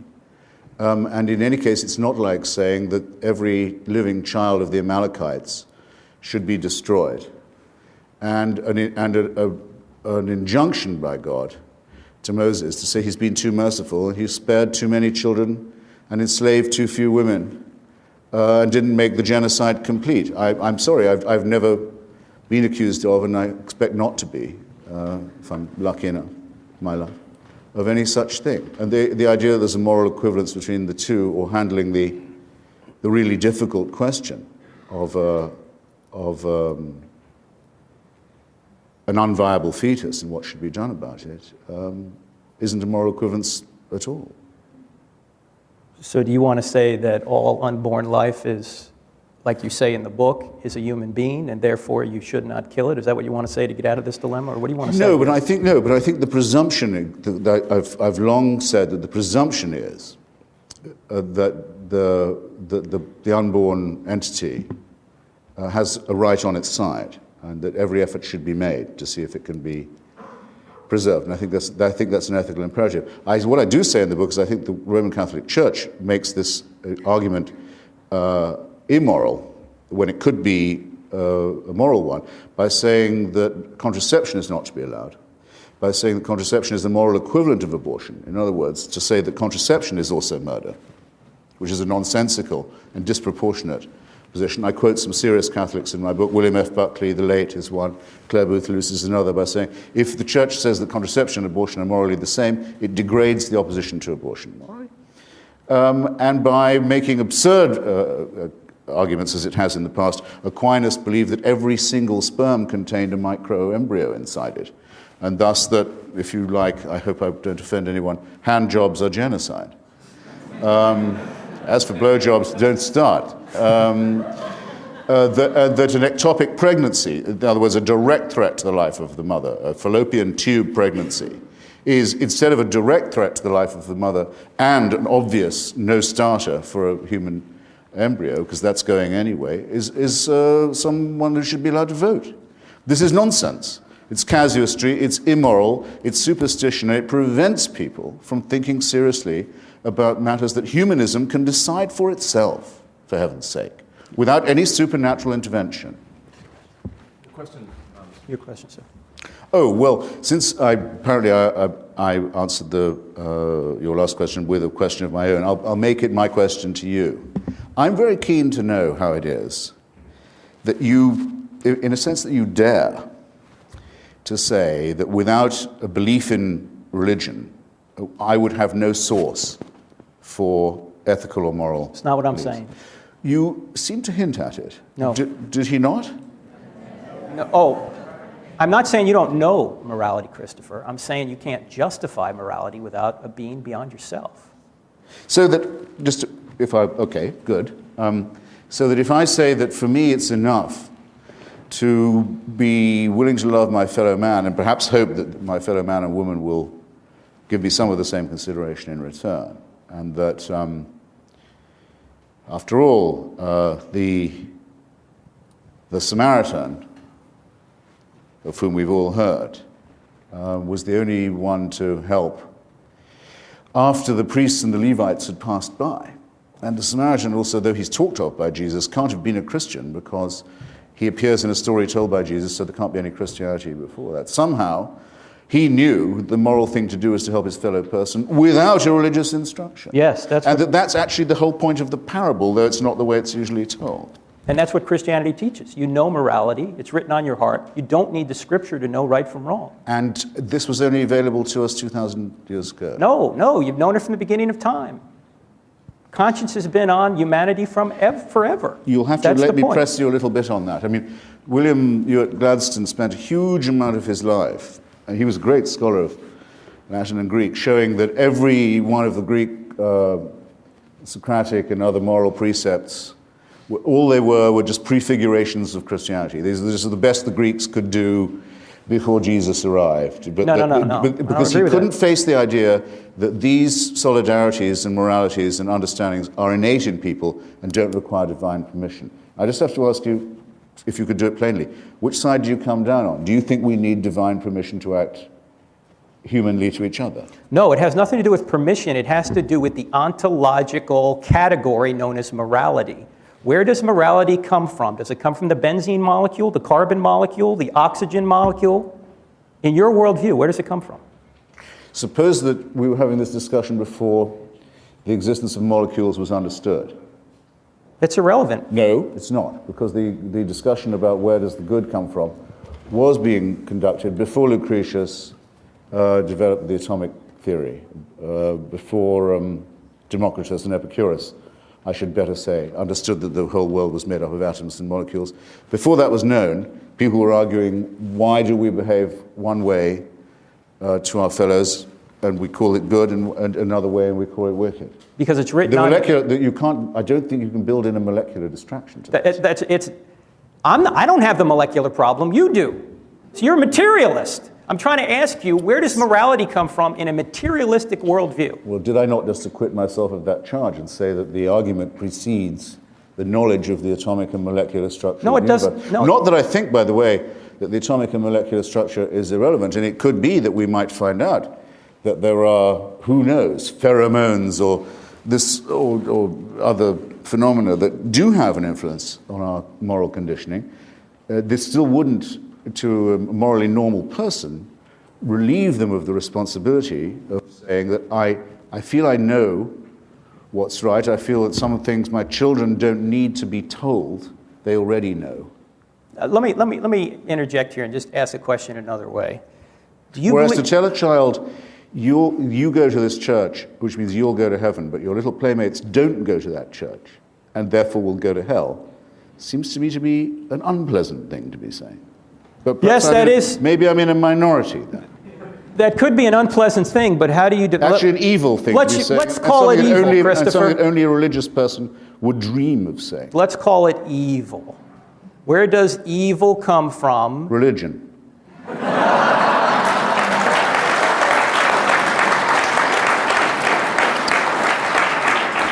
And to answer your next question, morality comes from humanism and is stolen by religion for its own purposes. Humanism according to who? Hitler, Mussolini, Stalin, who?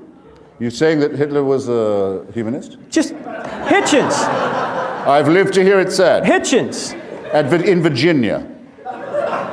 Hitler was a Catholic. Hitler was a Catholic, so was Mussolini. Give me a... How does morality exist if it's just my opinion against your opinion and there's no standard beyond? Both of them had an official political concordat with the Protestant and Catholic churches. Both of them wanted the worship of themselves as well as of God. So I suppose no evil comes from atheism. And their third main ally, Hirohito, the Emperor of Japan, not content just to be theocratic, was himself a god. So anyone who says that fascism and Nazism was secular is an ignoramus. Why is it on wrong? A gigantic scale. All right.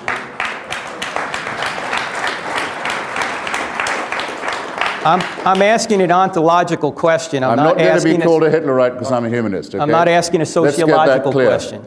All right. Let me ask the question another way. This is my last question.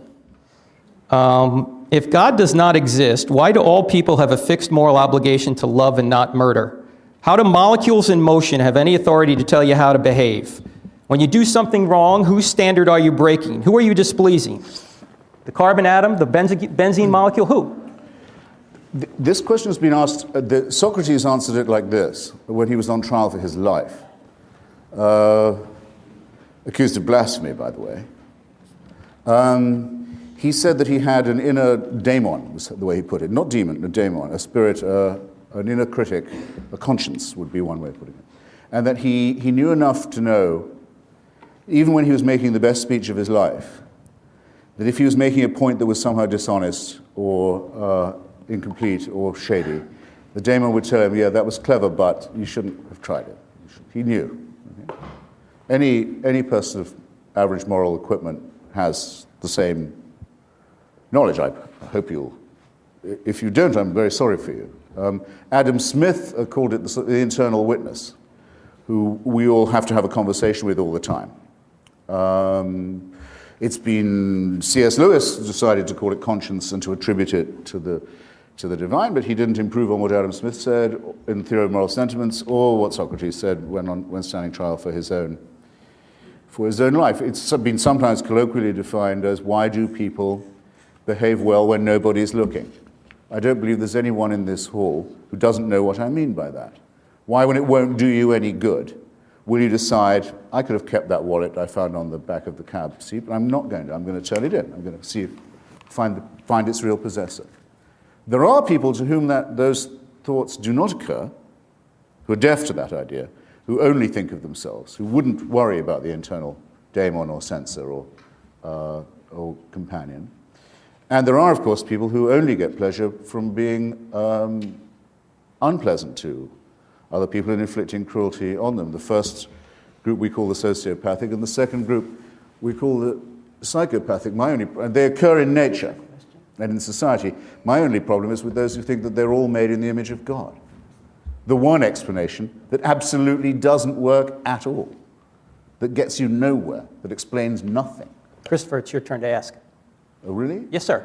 Well, my question is this. Would anyone in the audience like to join this conversation? We actually have questions if you're ready to move along. Yeah, I am.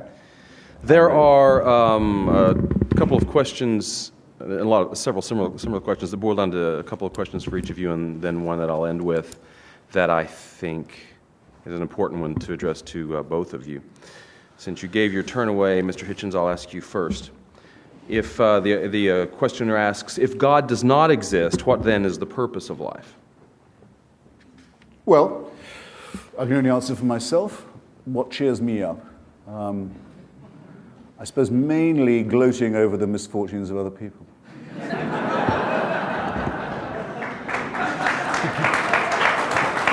I guess that. And you say evil comes from religion, I huh? guess that has to be it. I think, yeah, mainly crowing over the miseries of others. It doesn't always work, but it never completely fails. And then there's irony. There's irony, which is the gin in the Campari, the cream in the coffee. Sex can have diminishing returns, but it's amazing. No, that's pretty much it, and then it's a clear run to the grave.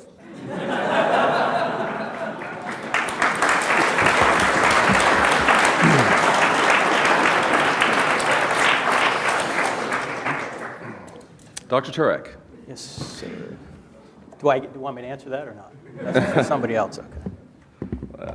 If Christianity is true, then why aren't the differences that Jesus makes in the lives of Christians more powerful or evident than the impact other religions make on their adherents? I don't know if I accept the premise of the question. Well, the questioner adds, Gandhi was every bit as influential as any Christian. Yeah, that's true, and that's one of the problems with Christianity. The biggest problem with Christianity is Christians. I admit it. But the questioner is asking a more central question, which is, if this is the truth, yes, why then doesn't that truth, by the weight of its infinite being, cause its adherents to behave in a way that we can all notice? Well, I think you can notice it in several Christians. I think Christians for years have been the ones that have built hospitals and cared for the poor and cared for the weak and the sick. So I think it does make a difference. My problem which is part of the problem that the questioner is asking, is why doesn't it have this effect on everyone? And I'll throw a little Christian theology in here. The problem isn't that we don't have all the Holy Spirit. We do. We just don't allow all the Holy Spirit to do what it should do. It's our problem. We are fallen human beings. And that's why Christ had to come, because we are fallen human beings. And has to come again because he didn't get it right the first time.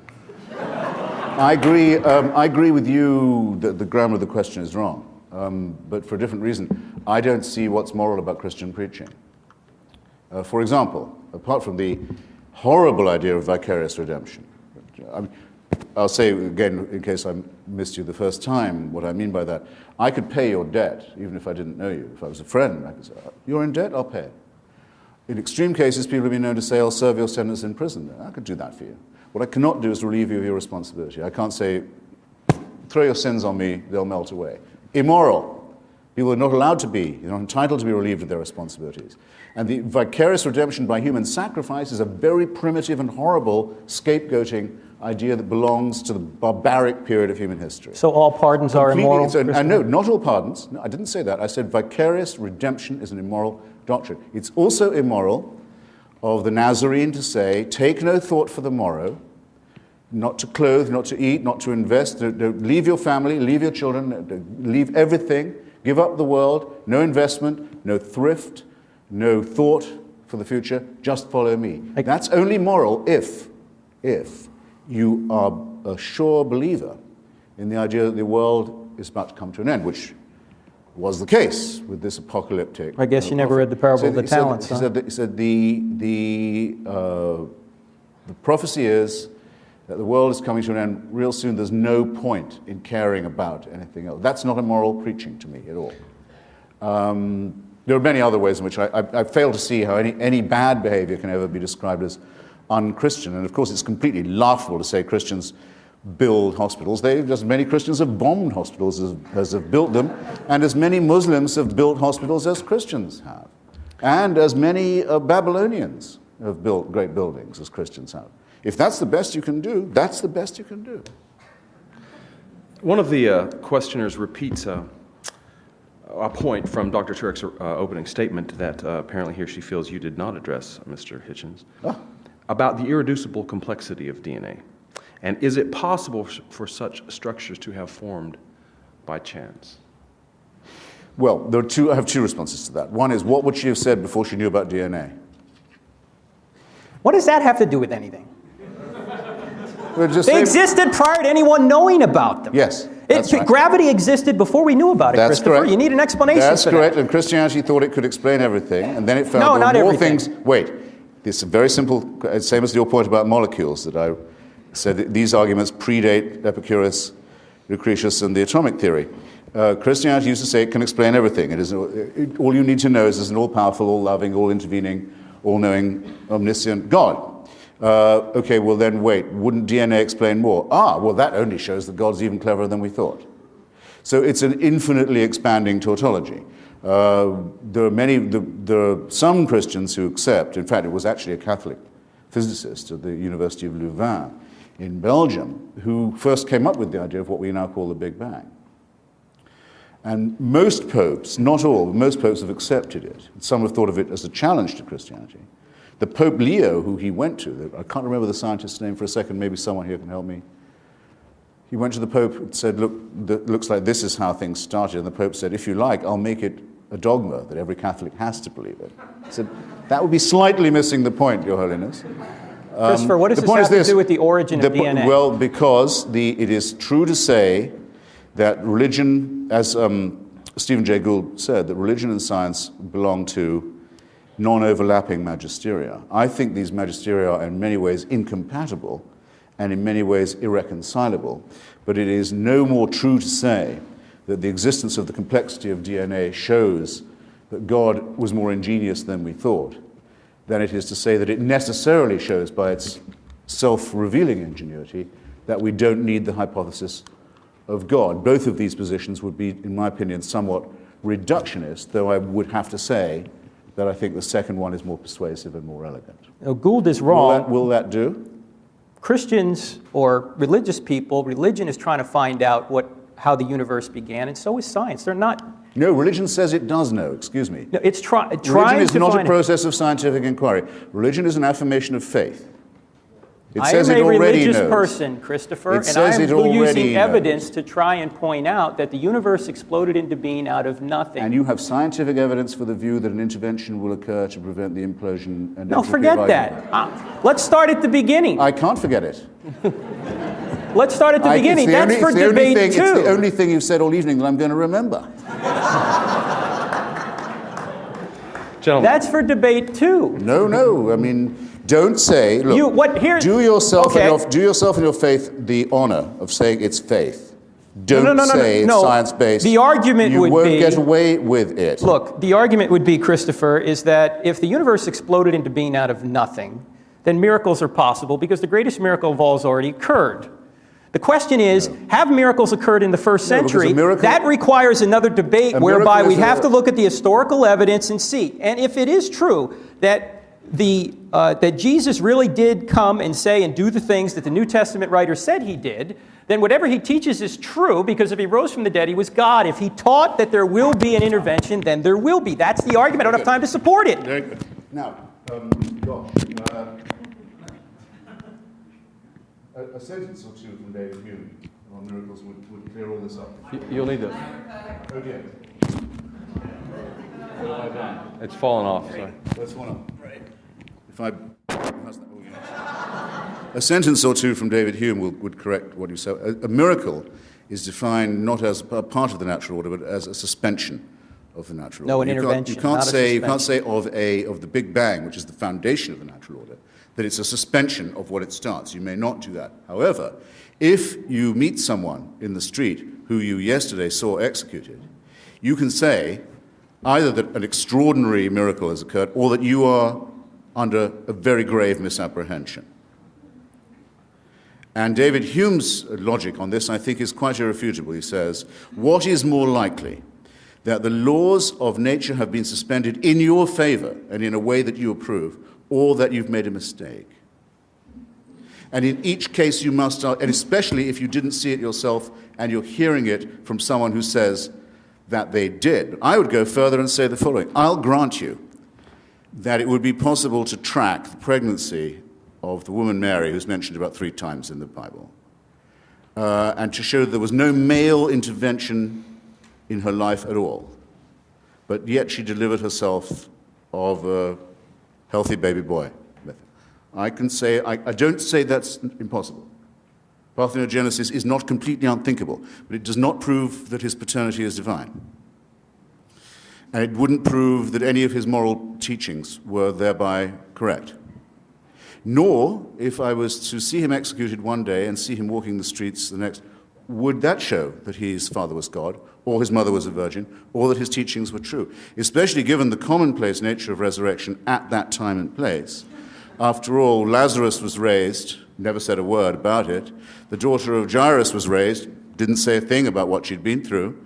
And the Gospels tell us that at the time of the crucifixion, all the graves in Jerusalem opened, and their occupants wandered around the streets to greet. So that it seems the resurrection was something of a banality at the time. Not all of those people clearly were divinely conceived. So I'll give you all the miracles, and you'll still be left exactly where you are now, holding an empty sack. No, Christopher, you have to look at each miracle in light of the evidence and the context. Hume was wrong because his premise that was wrong was the one that said the evidence for the regular is always greater than that for the rare. It's not. From Hume's own worldview, if Hume was here today, he wouldn't even believe in the Big Bang because it only happened once. It's not a regular event, it happened once. He wouldn't believe in the spontaneous generation of life, which is what a materialist must believe because it only happened once. He wouldn't believe in his own birth because it only happened once. In fact, he wouldn't be able to believe in the whole history of our solar system because it only happened once. You don't need regular events to know whether or not something happened. Singular events happen all the time. This debate will never happen again, yet you're here to witness it. I mean, I'm just going to repose my trust in the audience here. There's an obvious difference between a singularity and a miracle. And I mean, I think it would be embarrassing to try and explain it. It would be patronizing to try and explain it. Dr. Turek, a member of the audience takes issue with your claim that objective morality necessarily relies in an absolute deity, asking instead, what about empathy, for which there are significant apparent biological bases? Sorry, I didn't hear that. What about what? Empathy, for which there are fairly well-established biological bases, a very human emotion. Cannot empathy lead to morality? Is it right to be empathetic? That's the question. I'm not saying there's no chemical connection between morality and, or for morality, I should say. There certainly, when we think, there are chemicals going on. The question is, what is the standard that makes empathy or love right? What is the chemical composition of love? How much does justice weigh?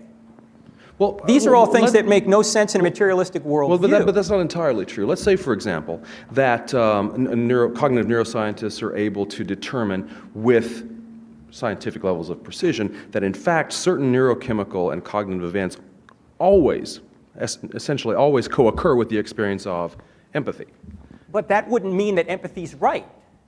See, there may be chemical compositions that cause that guy to chop that guy's head off on the Canadian bus. That wouldn't make it right. The question is, what makes something right? In a materialistic worldview, there's nothing that can make something right or wrong. As David Hume has said, you cannot get an ought from an is. Well, I'm happy to agree with that. I mean, I think that's true.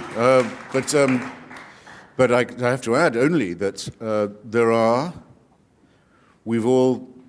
some of us have been lucky enough to see it or meet people who've done it, and all of us have read about it. There are people who will, when a grenade is lobbed through the window, throw themselves on it before it can blow up. It does happen. There are people who die under torture without giving away the whereabouts of their comrades. There are people who go do bomb disposal work and sit defusing huge device. They know any minute. It does happen. It's always happened. It's common to every known human society. It's a part of every heroic narrative of every known society there's ever been. Those who do it are honored. They are sung, as we say, in the times when there was no literal record. And it doesn't require divine sanction or permission. It is, we're proud to say, if not innate in us, we'd be too humble to say that. It's innate in our species. It's something we can all aspire to. Yes, you know it. But we do not get it from Big Brother. If we did, that would degrade it. It would mean it wasn't heroic. It wasn't brave. It wasn't individual. It wasn't exemplary. Why are these things good? Didn't deserve anything. Because it would be in the hope either of a reward from Big Brother or for fear of punishment from it. It would abolish morality. It destroys ethics. It means the individual example is dust. Christopher, you've already abolished morality by your materialistic worldview. There's no such thing as morality if you're just a bunch of chemicals. Wait a second. It's okay. I already know some people will clap anything. Do you mean to say that the human, the body of a mammal, a primate, is not a chemical composition? No, it is. Oh, good. I'm questioning why do you act as if this has only just been discovered and as if it's a theological point? Because you apparently haven't discovered that morality... I would rather say, in spite of the fact that I am a primate, or not, notwithstanding, perhaps I'd better say that I am a primate, nonetheless I'm capable of thinking about heroism, self-sacrifice, example, and so forth. Why are all those things good? Don't turn to me and say, how can you say that and be a primate? I'm a primate. I can't alter the fact that I'm a primate. I can conceal it better than some people can. That's the best I can do. You're a primate as well, and you'll have to agree with both of us that it shows. Okay. Let's finish with this, which is the fundamental question, and I think deserves a serious answer. The writer says, "Gentlemen, I'd venture to say that no one is two words, by the way, No one came into this room without already deciding who he or she agrees with. And no one will leave with a different mindset. What would it take for each of you? What evidence would you need? Upon what basis would you make a decision to change your mind fundamentally about the question that we gathered here to discuss this evening? Great question. Well, Christianity would be refuted by somehow discovering the body of Christ. Theism might be, I don't know how you could refute theism if all the scientific evidence somehow changed, if, I don't know how you deal with the morality issue, if the fine-tuning didn't occur, if we could find, if the universe is eternal, it wouldn't need a cause, but all the scientific evidence seems to suggest the universe is eternal, so it needs a cause, and the cause must be immaterial, spaceless, timeless. But if all that changed, that might be, at least get me to doubt theism. Sir? In most of the debates, I wish I'd thought of this evening, actually. Oh, God. Much too laid back. Much too laid back.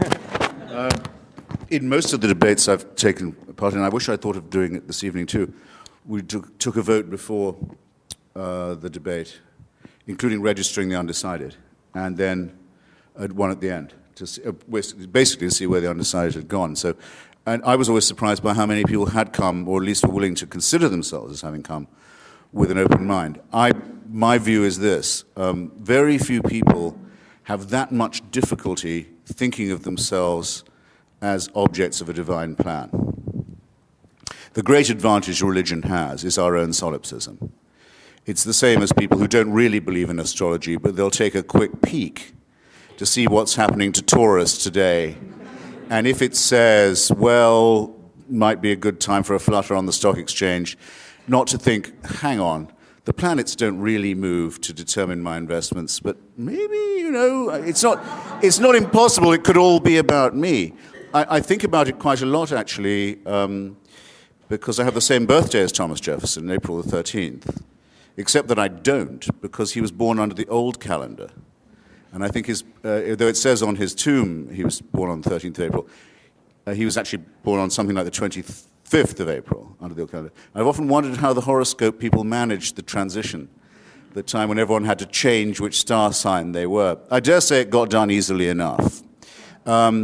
Religion works for most people because to have people, in a sense, horribly do want it to be true, that they are supervised, that God looks out for them, that they might be rewarded or they might be punished. It has this terrible servile advantage. That's why I consider it to be morally superior to be an atheist, to say, I would rather live without that ghastly master-slave mentality. And no evidence or no event that could change your commitment to that belief. Well, I can only say that if there was, I'm very relieved to find, having studied what I think of as the best evidence in arguments among physicists, biologists, paleontologists, students of mythology, history, archaeology, and so on, very relieved to find there's no evidence for it at all. If I thought it was true, I would consider myself condemned to live under a tyranny.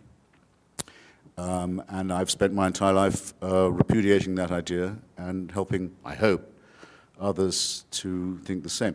But there is not a chance, of course. There isn't a single chance that anyone will find that, hey, after all, we can definitely know that a virgin conceived or that a condemned felon walked again. And it's quite absurd for anyone to argue in scientific terms as if any of that is even thinkable. What I don't understand, and I suppose I should close by this, is why anybody should be so contemptuous, I suppose is the word, or so insecure about their own faith as not to call it that.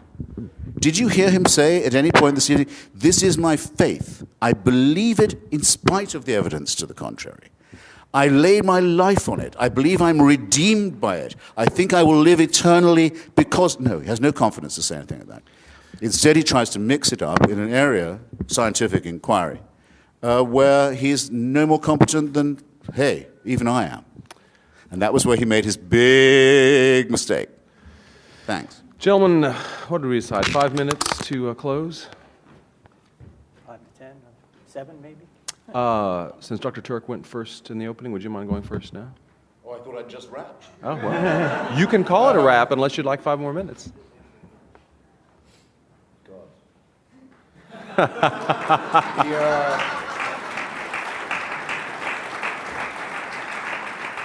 When asked what I think are the most erotic words in the language, I sometimes think, cat. Terminally laid back now. When asked what I think are the most erotic words in the language, I sometimes think slowly, captive, audience. No, you know what? If I haven't made my case by now, brothers and sisters, I don't think I will make it in the next 5. I ask you to excuse me. If anyone thinks that there's a question, who's heard me, who thinks there's a question I answered poorly, or inadequately, or badly, or failed to answer at all, and would like to challenge me, I'd happily give them 5 minutes. But I have, so to say, shot my bolt otherwise. Is there anyone who would like to challenge me? Yes. Please. If there is no God, why do you spend your whole life trying to convince people that there isn't? Why don't you just stay home? Was the Can you repeat that? was the question? The question is, if there is no God, why spend your life and career trying to refute that? Why not just leave it alone and stay home? Fair enough?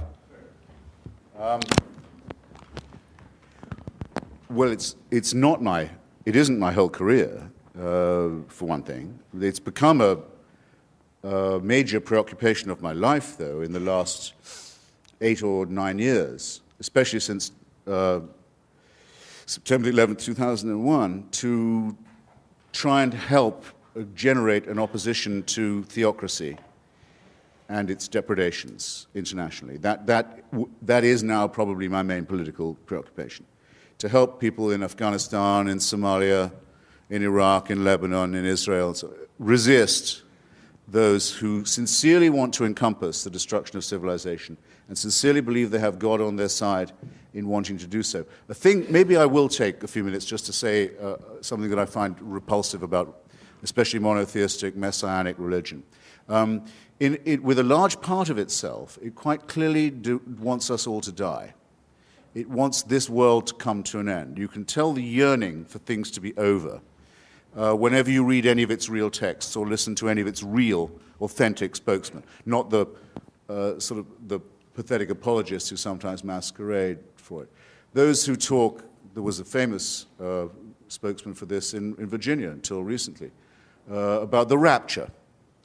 Say that those of us who have chosen rightly will be gathered to the arms of Jesus, leaving all of the rest of you behind. If we're in a car, it's your lookout. That car won't have a driver anymore. If we're a pilot, that's your lookout. That plane will crash. We will be with Jesus, and the rest of you can go straight to hell.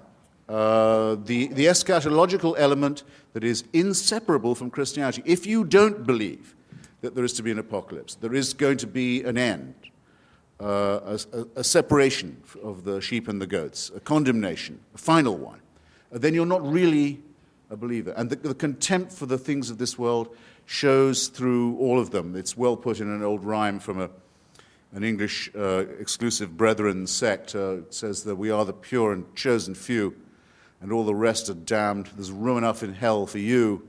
We don't want heaven crammed. You can tell it when you see the extreme Muslims talk. They cannot wait. They cannot wait for death and destruction to overtake and overwhelm the world. They can't wait for what I would call, without ambiguity, a final solution. When you look at the Israeli settlers, paid for often by American tax dollars, deciding that if they can steal enough land from other people and get all the Jews into the promised land and all the non-Jews out of it, then finally the Jewish people will be worthy of the return of the Messiah. And there are Christians in this country who consider it their job to help this happen so that Armageddon can occur, so that the painful business of living as humans and studying civilization and trying to acquire learning and knowledge and health and medicine and to push back can all be scrapped, and the cult of death can take over. That, to me, is a hideous thing in eschatological terms, in end times terms, on its own, a hateful idea, a hateful practice, and a hateful theory, but very much to be opposed in our daily lives, where there are people who sincerely mean it, who want to ruin the good relations that could exist between different peoples, nations, races, countries, tribes, ethnicities, who openly say they love death more than we love life, and who are betting that with God on their side, they're right about that. So when I say, as the subtitle of my book, that I think religion poisons everything, I'm not just doing what publishers like and coming up with a provocative subtitle. I mean to say it infects us in our most basic integrity. It says we can't be moral without Big Brother, without a totalitarian permission. It means we can't be good to one another. It means we can't think without this. We must be afraid. We must also be forced to love someone who we fear. The essence of sadomasochism. The essence of abjection. The essence of the master-slave relationship. And that knows that death is coming and can't wait to bring it on. I say this is evil. And though I do some nights stay home, I enjoy more the nights when I go out and fight against this ultimate wickedness and ultimate stupidity. Thank you.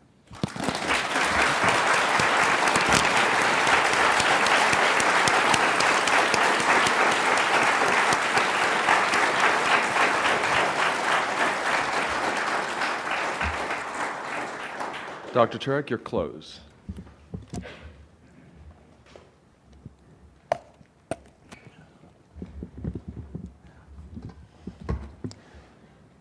First of all, I want to thank everyone. I know it's been a long night, and I enjoy listening to Christopher, even if I don't agree with him.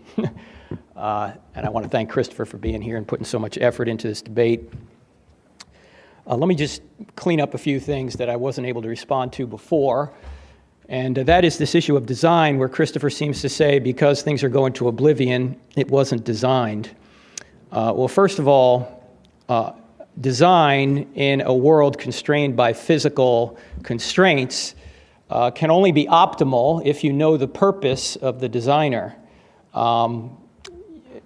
Stephen Jay Gould had a book years ago called Panda's Thumb, where he complained that the panda's thumb was not as good as our thumb. It only seemed to enable the panda to strip bamboo. Well, maybe that's all the panda was supposed to do, is strip bamboo. You can't say it's suboptimal design unless you know what the purpose of the designer was. My car is not designed perfectly, but it's still designed. So just because you find faults in design doesn't mean there is no design, and you wouldn't be able to find a fault unless you knew what the purpose of the designer was.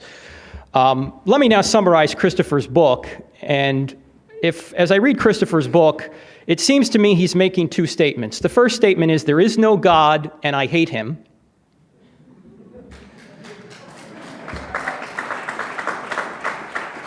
After all, Christopher defines himself as an anti-theist, not an atheist, but an anti-theist. And that's why he couldn't even respond to the question, what might change your mind? Nothing is going to change Christopher's mind. His mind is made up.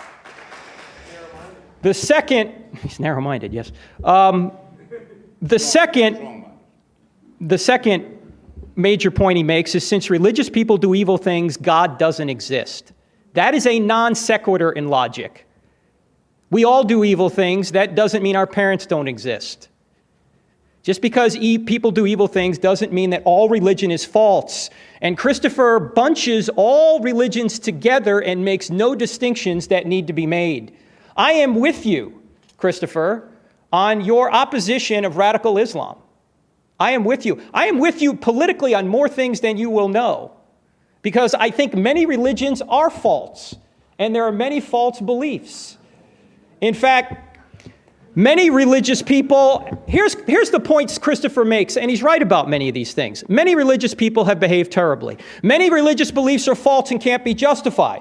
You don't need to believe in God to know right from wrong. You don't need the Bible or any other religious book to know basic right and wrong. Morality predates Scripture. I agree with all that, and that, in fact, is the Christian view as well. And unless someone outside of the universe intervenes or the laws of nature change, this incredibly fine-tuned universe will go to oblivion. I agree with all that. But none of these things are arguments against the existence of God. God could still exist even if all of Christopher's assertions and complaints are true.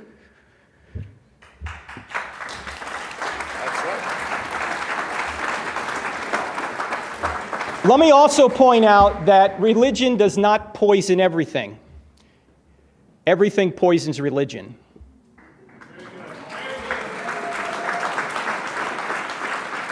I poison religion, regrettably, I poison religion because I don't live up to the pure words of Christ.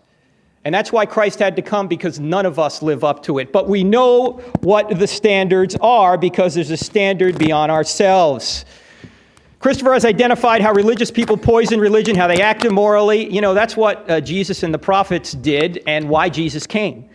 Christopher is so charming and he is so persuasive, he is like an Old Testament prophet. He is. And he is calling the church to morality. He can't define what that is, but he's calling them to it. He's not calling them to the Christian morality necessarily. He's calling them to his own morality. But what he points out are some of the very things Jesus pointed out. Many people in the church are following tradition rather than the words of Christ. Many people in the church are doing evil things. Jesus condemned the people who were the most religious because they were the furthest away from God, and Christopher's to be commended for that, because many of them are.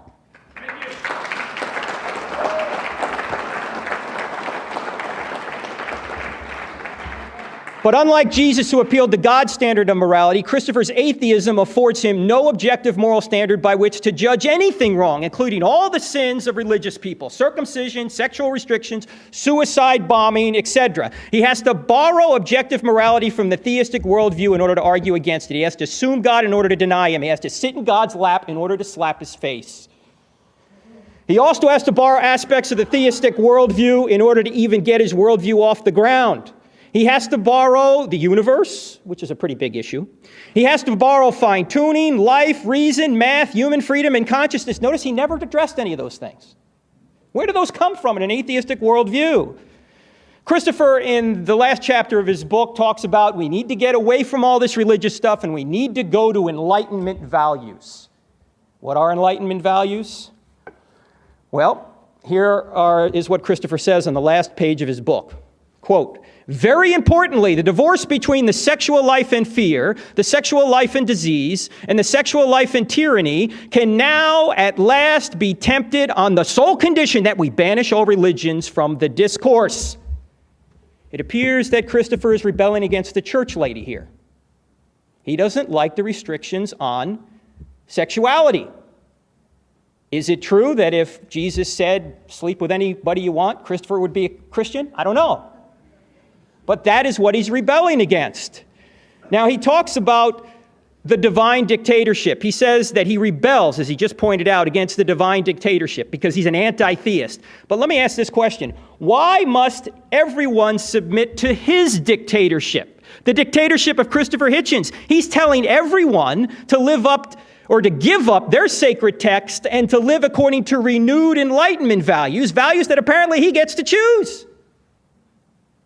Christopher, in effect, wants to replace God. He wants his values. He wants you to adopt Enlightenment values.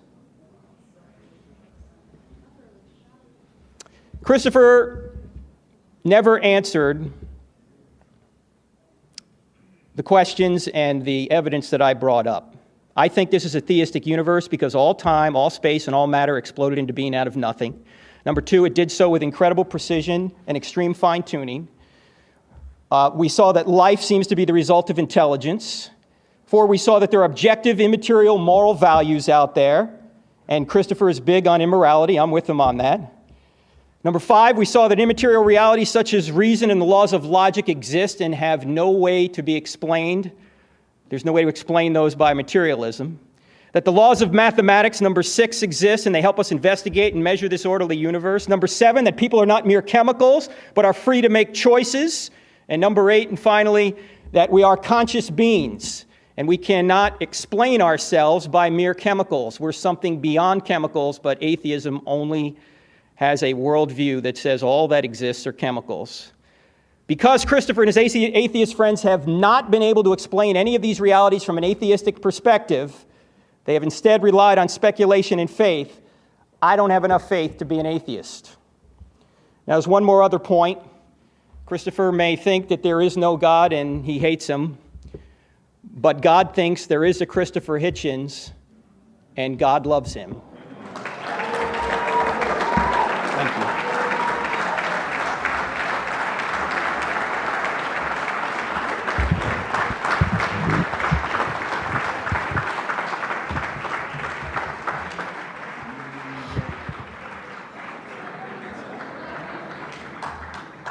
Well then, I think let's first certainly thank our debaters for a lively and stimulating evening.